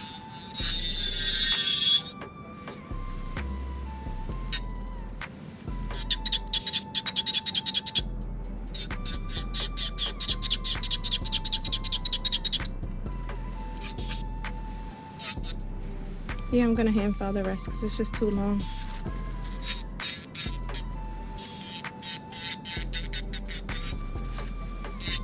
I was going to go grab my comb bit to do the C-curve just because some of these nails are a little more narrow and this would be a little too wide, I think.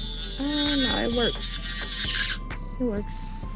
I don't want to do my clear because it's clear. I have to fix that, so I'm just gonna angle up so it doesn't affect it as much.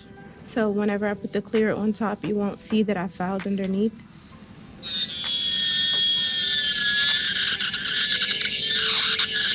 This one was so thick, it really needed it.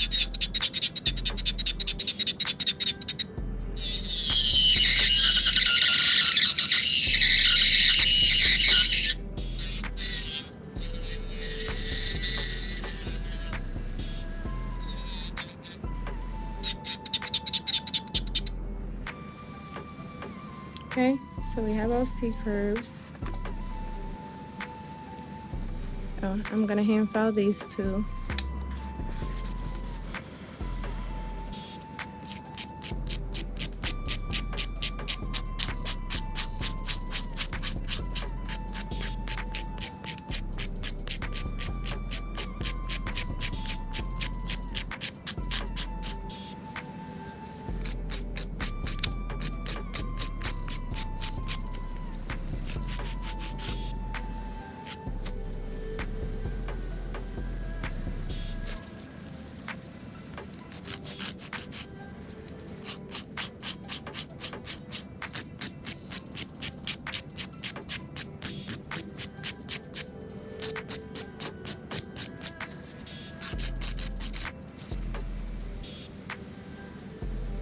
Yes.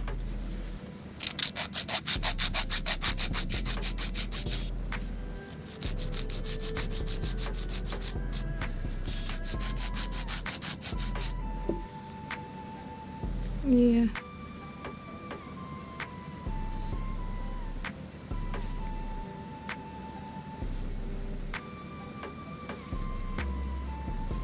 Now, I just buff.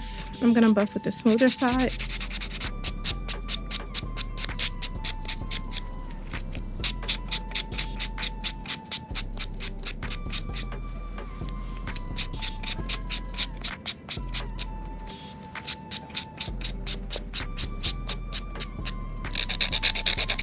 Okay, now you would dust all the debris. Your client would go wash their hands and you would start your artwork. So that's what we're going to do.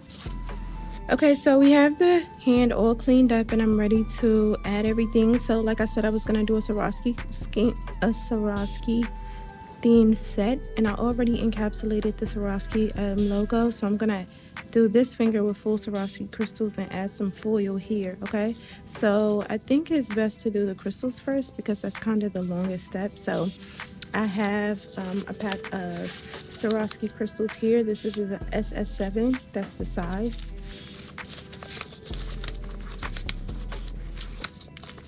So almost done. I use them before I even have time to put them in another container. And I'm just gonna get some non-toxic glue. You can use any glue, honestly, not any, but glue that goes on nails. And then I use the Hurry Up Nail Dry, the glue nail glue dryer to seal my crystals.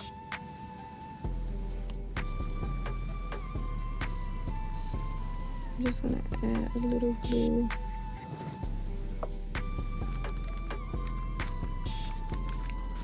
Oh, you just stuck.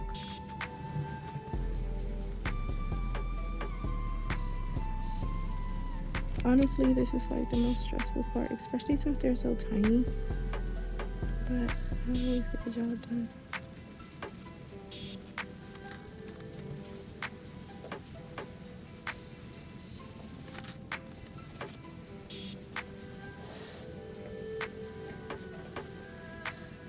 And it's kind of like, people always ask me how do I know where to put my crystals, but it's kind of like a puzzle piece. You just fill in the gap. For this, we don't want any spaces to show, so with this size crystal, that'll be great.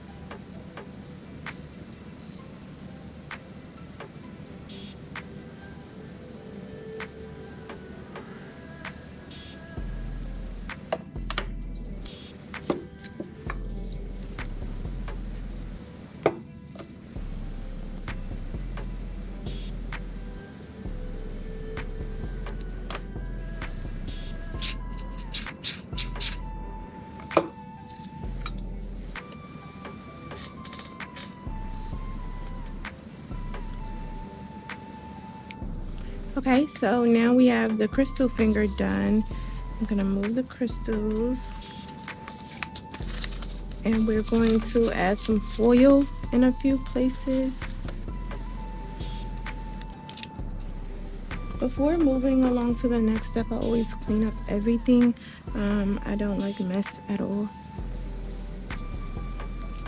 Okay, so right here where we have this transition that I'm not in favor of, I'm going to just add a little foil, and I'm using a foil gel. So I'm just gonna put it right along the transition line. And for this finger, I'm gonna put gel all over it. I'm gonna do some foil on this hand.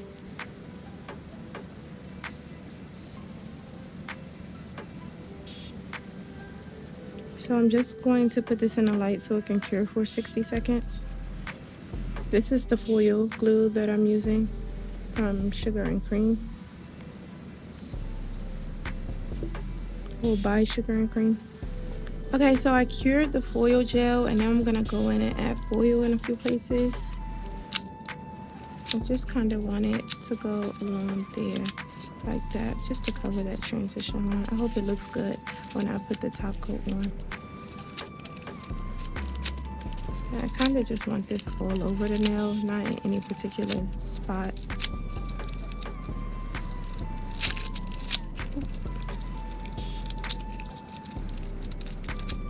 Okay. And I'll probably put something on this nail too. I just don't know what. I'll put the top coat first and see if we like that. So I'm gonna go ahead and top coat. And I'm just using this no wipe type top coat.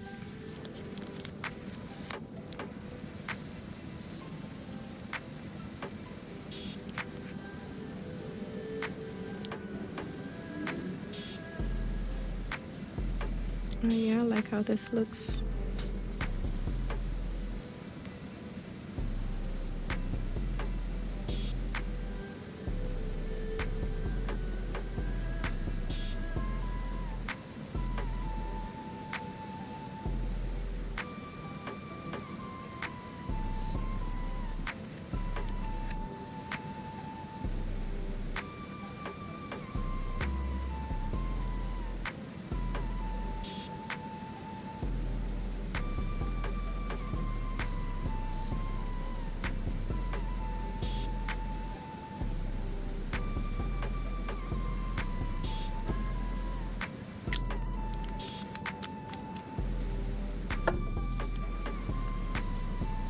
Okay, so I'm gonna cure this, and then afterwards I'm gonna figure out exactly what I'm gonna do to this finger. Okay. Okay guys, so after I cured this, I think that I'm just going to add a few more crystals just at the cuticle.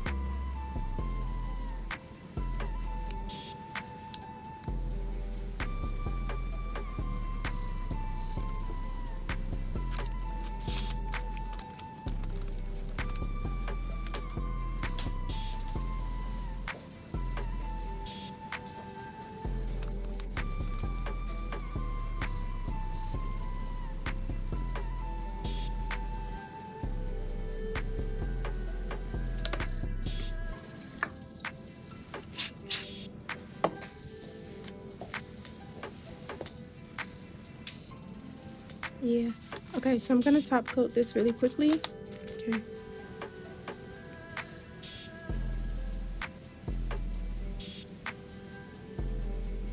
Okay, so I'm just gonna go add cuticle oil because this would be the last step. It's a mannequin hand, we don't actually have to, but I still want to show you guys exactly what is done. Okay.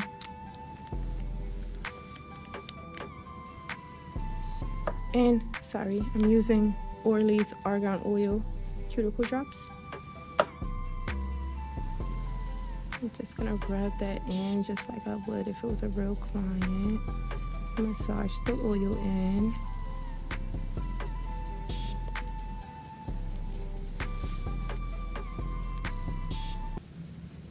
Okay, and there we are.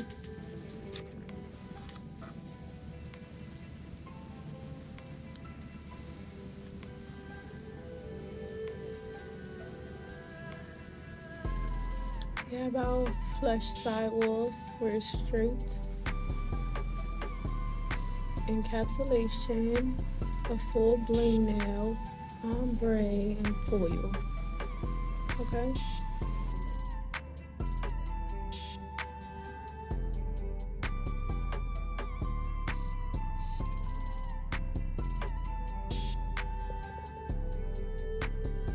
Okay everyone, so that concludes my digital nail class. I gave you all the steps that I took to perfect my craft. So with that, this class as well as the nail book, I gave you all the tools that you need to be a great nail tech. Remember, you can go on the site at sharnise.com and print out your practice sheet for practice. The books are available online as well as the nail game and how to play it.